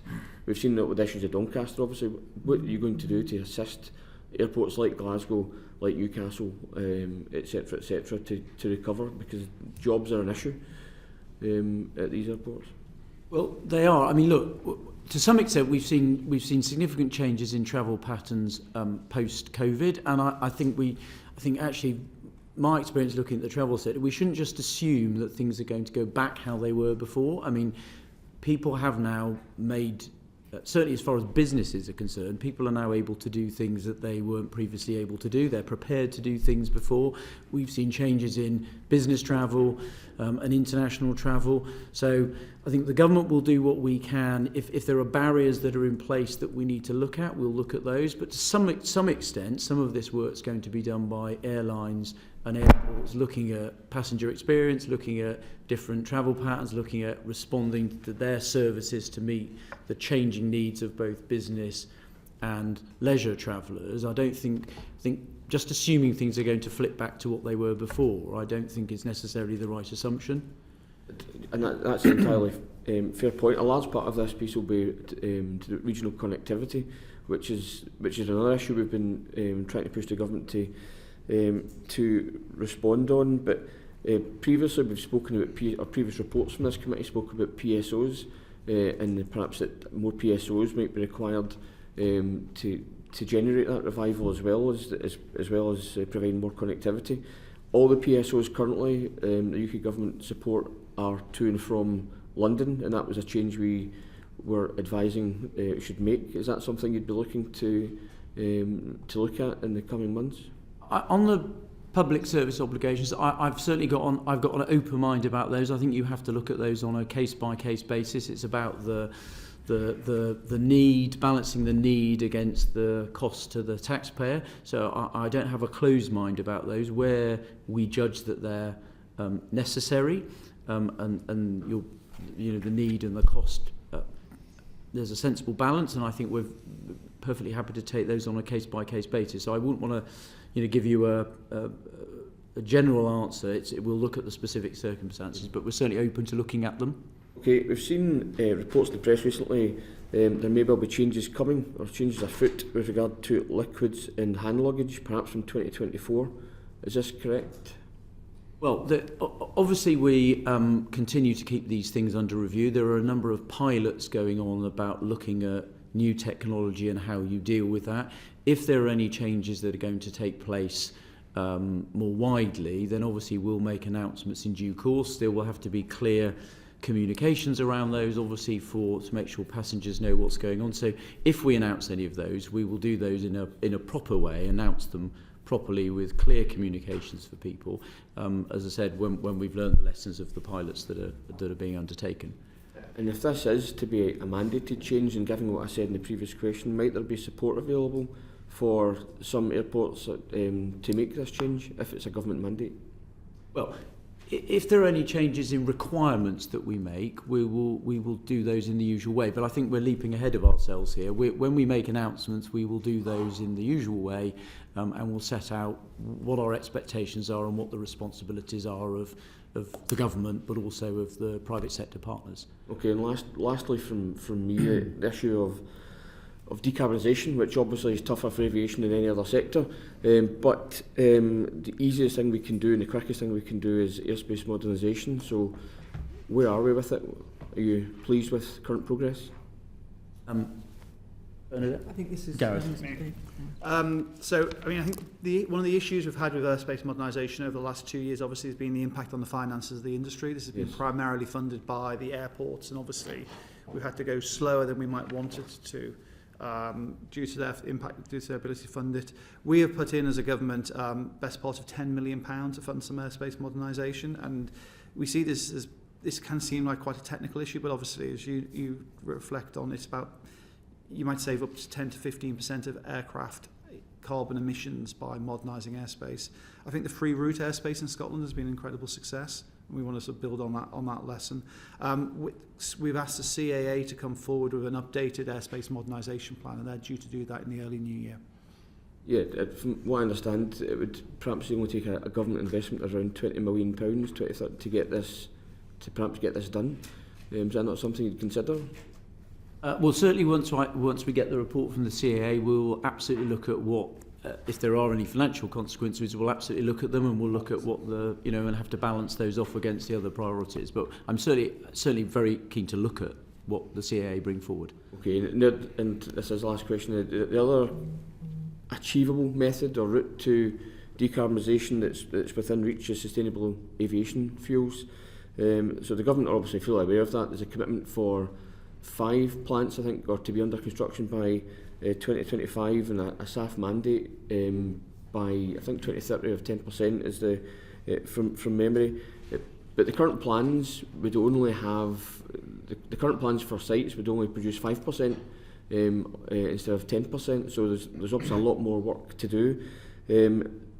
would you consider, as this committee has suggested previously, looking at a price and support mechanism such as a CFD type model for sustainable aviation fuels? So what you've said, Mr. Newnes, in terms of the commitments are correct, and I'll ask Gareth just to set out on the CFD. Yeah, I'm very conscious the industry is very interested in the idea of having some sort of contract for difference mechanism to support the growth of a sustainable aviation fuel. So as you say, we've got the demand side incentive through the mandate, which is really important. I think the big question now is, can you also get the industrial benefits? The mandate will ensure we reduce carbon emissions, but can you actually get the industrial benefits? And I think, for me, the strength of the UK chemical industry suggests there's a real potential comparative advantage here. We've put in, as a government, £165 million of start-up funding for some of the plants. Contract for differences, obviously there's an attraction around that, and I think that's been used on solar and offshore from memory. The risk is, if you get this wrong, it's incredibly expensive for the taxpayers, and you've got to get the calibration of that entirely right. And given the wider pressures on public finances, it's important that, yes, we look at it, and we are looking at it within the department, but also just recognise actually the value for money questions for the taxpayer on this. And I accept that the danger is we might fall behind the rest of the world if we don't progress with CFD. But anyway, Chair. Well, thank you very much, Gareth and Secretary of State. And before I come to Ruth, I'd just like to congratulate my colleague on getting 3 final questions in. Ruth, I'm conscious we hopefully Secretary of State will maybe overrun until about 10 minutes, so maybe 20 to 12 will finish. Ruth. Thank you. Secretary of State, given the differing travel patterns that you've just mentioned and also constrained carbon budgets that are coming in, do you still support the expansion of Heathrow Airport and Bristol Airport? So I'm just conscious on Heathrow, the complexity of the legal position there, and I don't want to jump into that. But look, I'm very conscious that we, on the issue about Bristol Airport and Heathrow. Bristol, I know there's a planning issue going on at the moment. I'm just very conscious I don't want to dive into those and cause any legal difficulties. So I'll ask the Permanent Secretary to... Shall I say something on Heathrow? I mean, look, Heathrow, the legal situation is as it was. There was a series of court cases, I'm sorry, I'll forget the year now because of COVID, but it's probably 2019, 2020, that we worked through various challenges. The national airspace planning system is now in place. It's up for Heathrow. This has always been, I think it was said in the manifesto, a private sector promoted scheme. It's up for Heathrow then to come forward with plans for how they want to do that. Obviously, given the impact on their finances of COVID, that's been on hold, and we've yet to have conversations with Heathrow where their position is on this one. More generally, I think we're looking at what the forecast for aviation numbers will be, which is absolutely at the heart of the planning statement. And the assessment to date has been continued uncertainty in the aviation market means it's hard to make future forecasts, and we're waiting for the market to settle down before we then come forward with the future forecasts. Didn't answer about the carbon budgets. So that's the heart of the carbon budget question, is basically because previously the assessment for the planning statement was made when we the net zero commitment from the government.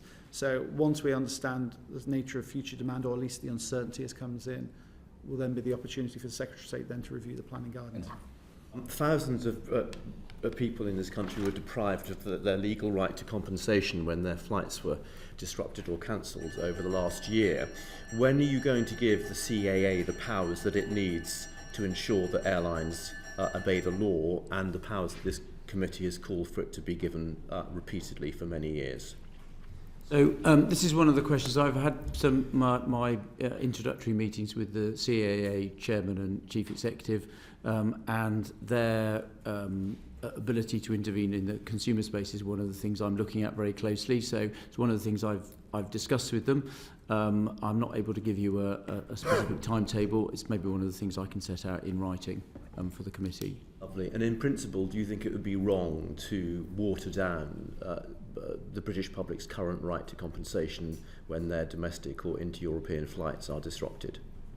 So I'm very keen that I want to make sure that we continue to protect consumers, and I want to make sure that the regime for consumer protection, continues to deliver, what we think is right. I want to look at that. I mean, see whether we can improve it, maintain it, or alter it in any way. But I'm very clear that we want to protect consumers and give them confidence. Thank you. Thank you for that, Secretary of State. Jack Burrison has some questions for you on buses. Thank you, Chair. And obviously the pandemic's had a massive impact on local bus services and public transport more generally. So what is your vision for the future of bus?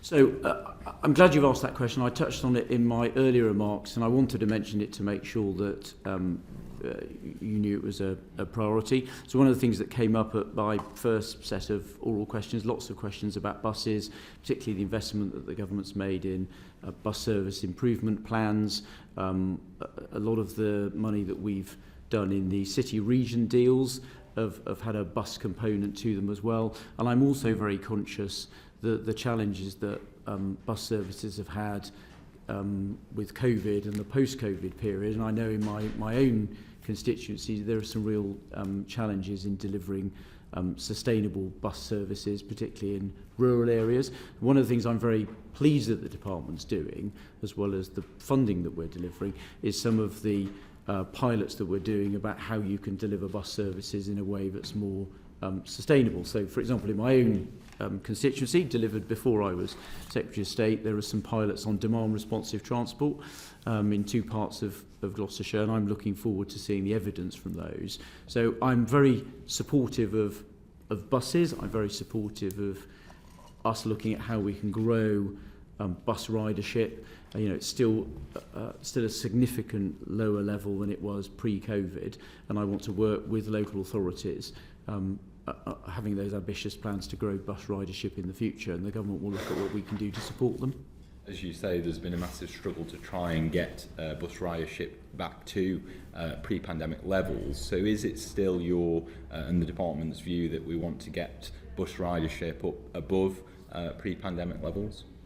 I mean, where it exactly comes to is obviously going to be a decision for individuals, but I do think we want to grow bus ridership higher than it is at the moment, and clearly get it back to the sort of levels we were looking at. So that's why I think the bus service improvement plans that we've been doing we've tried to encourage local authorities to have ambitious plans to grow bus ridership. One of the things I briefly talked about when I talked to Northern mayors on my visit, we will come back to, we spent a lot of time talking about trains.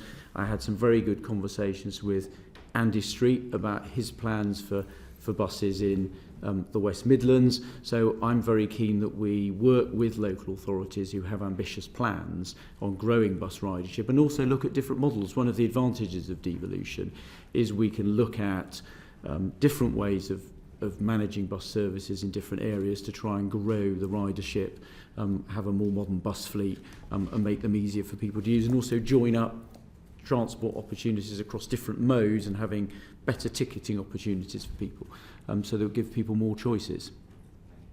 Jack, Chris. Thank you, Chairman.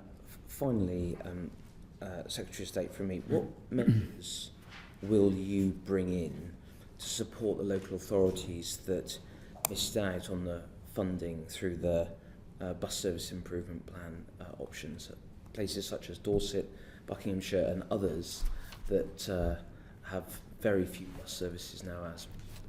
So I was very clear, and it again came through very clearly from colleagues that raised these questions at our oral question session, that there's a lot of unfulfilled demand. People that had quite ambitious plans for bus service improvement plans that we couldn't fund. So I'm very conscious as we work through our autumn statement work that I want to make sure we've got an appropriate level of funding for bus services in the future, so that we can continue to have those opportunities to come forward. Are there any specific measures that you're looking to implement, or any exciting initiatives to bring buses well, back? We've obviously got, in the first part of the year, you'll be aware of between January and March, we've got the £2 bus fare to try and deliver, again, an improvement in ridership in the first 3 months of next year.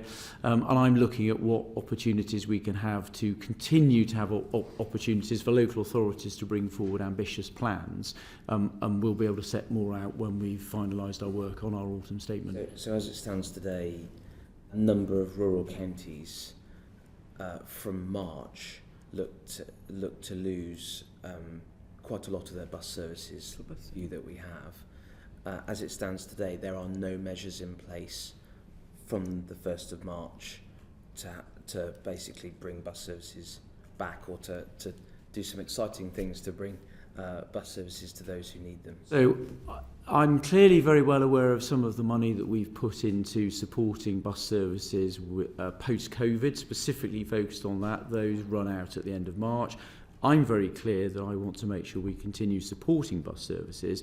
So one of the things I've tasked my team to do as we work through the financial settlement from the autumn statement is what's the right level of support that the department needs to continue doing for buses, and what sorts of things do we need to continue doing. So the absence of having said something today I don't think should be read either way. I'm very conscious we'll need to say more about buses in the near future. Previously, we've had a number of quite difficult sessions with Baroness Veer when she was Minister for Buses.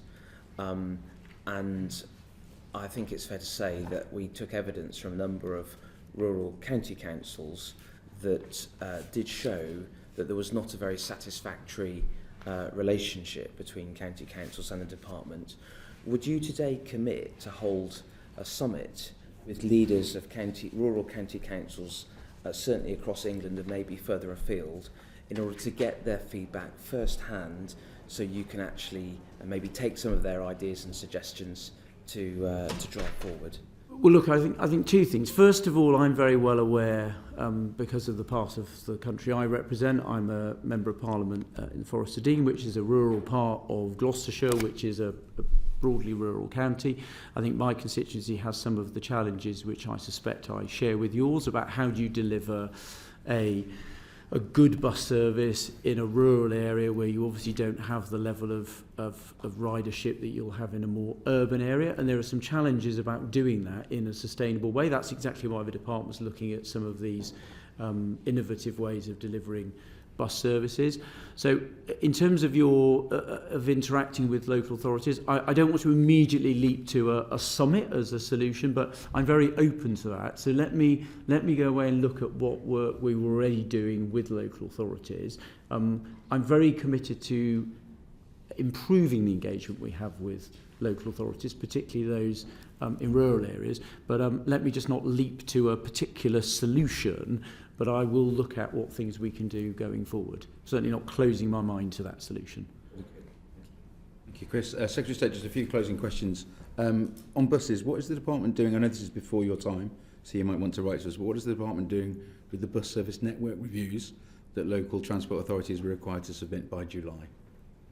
If you're not aware, then one of your two... I'm not aware. I will write, just Fine. so I give you a Yes, precise thank you answer. very much indeed. One of the things we haven't touched on today is road haulage, driver facilities, and the planning regime that's in place currently that negates improving the lot for road haulage drivers. Would you like to give us an update on that rather than answer something now, as well as on your thoughts on the supply chain and any issues that have been apparent over the past 2-3 years and moving forward over the next two? We'll write to you with a fuller answer, but you may be aware of what Richard Holden, the Roads Minister, set out last week, and set out some support that we've made available to improve the facilities for HGV drivers, which I think is really important. And we've obviously done a lot of work with the industry on making sure we can make more tests available, so that actually we can increase the number of HGV drivers to deal with the shortage we saw. We've made good progress on that. It's not done yet, but we've made good progress, and that maybe we'll give some more information about that when we write to the committee. I don't know whether Bernadette wants to add anything now. Just to say that I think actually we've made good progress. As you'll recall, last year we had a sort of 33-point action plan, I think, to deal with a then quite pressing issue of HGV driver shortages, of which the testing was a key part. I think we have made good progress. I think the industry is now reporting a much improved situation in terms of availability of HGV drivers. So I think we're feeling more confident about that. I think your questions may also refer to our future plans for freight beyond HGV Specifically drivers. driver facilities. I know the government has made some monies available, which has been welcomed. Indeed. But actually the planning regime is the real roadblock. Okay, so it's a planning issue. We will write to you on that. Is that okay? And Bernadette, DVLA. Yes. Are there any any things you'd like, any salient points you'd like to make the committee aware of? Have there been any further improvements? I think, as you now, as I hope you know, we've now, DVLA have now addressed all of the backlogs. The one remaining area of difficulty is drivers' medicals, which is an important area. I and the CEO and my Director General responsible for this area gave evidence to the Public Accounts Committee a couple of weeks ago on this, and I refer you to that. I think it was an exhaustive session with many questions, and I think a lot of progress has been made as I hope our testimony demonstrated. I do think what we also acknowledged is that there are still significant challenges around drivers' medical. Partly that's dealing with the backlog, but I think there is a prospect. We do expect that to have been addressed by the beginning of the new year. But I think what the committee identified correctly was as a sort of wider systemic issue. This is a really challenging area of the DVLA's work, partly because of the nature of an ageing population with multiple medical conditions who naturally want to continue to drive, but we need to find a system capable of dealing with those cases, I think, in a more effective way, and that is certainly something that I and my colleagues in DVLA are looking very hard at. But I think on the whole, I believe that the DVLA, notwithstanding the challenging hearings it has faced here in the past, has done really a good job of addressing the backlogs that were created during the pandemic. Specifically for you, Secretary of State, MOTs and the regime in this country, if it's not broke, does it need fixing? Well, you know, my predecessor made some commitments there. I'm very focused on, I think, for me, it's about outcomes. It's about making sure we have safe vehicles on the road. So I will continue to keep that under review and looking at what the evidence tells us. But I'm a great fan of it, as you said, if it's not broke, don't fix it. But if there are genuine things that we do need to change and there's good evidence supporting them, then I'm very open to doing that as well. Okay. Jack, you might have had another question. No, you haven't? Ben? Just to clarify the confusion over the legislation earlier, the last Transport Secretary did tell this committee in October that she was continuing to pitch for a narrow bill that would address some of those issues, just to clear that up. But Dame Bernadette seemed to have forgotten that, although she was here. So what changed? Did you decide to stop pitching, or...? So on that specific thing, so I don't think we were necessarily at cross purposes there. I thought when you asked me the question, you said that she'd confirmed that she was going to bring forward a bill. What you're now saying is she was pitching for it. My understanding is the position when I took over this role was that there isn't a legislative slot for a transport bill in the third session, and that's not going to take place. I think that's right. I think that is correct. We look forward to the very full written But we'll set that out. clarification. We'll set that Okay. out comprehensively when we write. Secretary of State, your colleagues as well, thank you very much indeed for what has been a lengthy session. At times, shall we say, feisty? But I think we all got our points across, and really for us, it's to get information from you, and I think you've imparted quite a lot. Thank you very much indeed. Thank you very much. Thank you, Chairman. Order. Thank you. The proceeding has ended.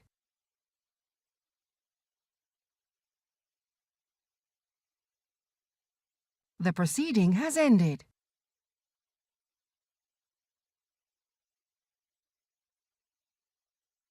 The proceeding has ended.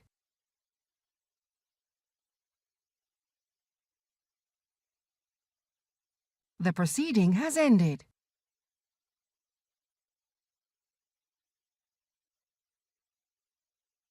The proceeding has ended.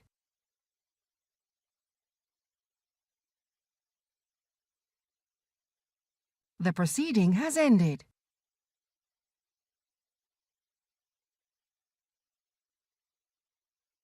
The proceeding has ended.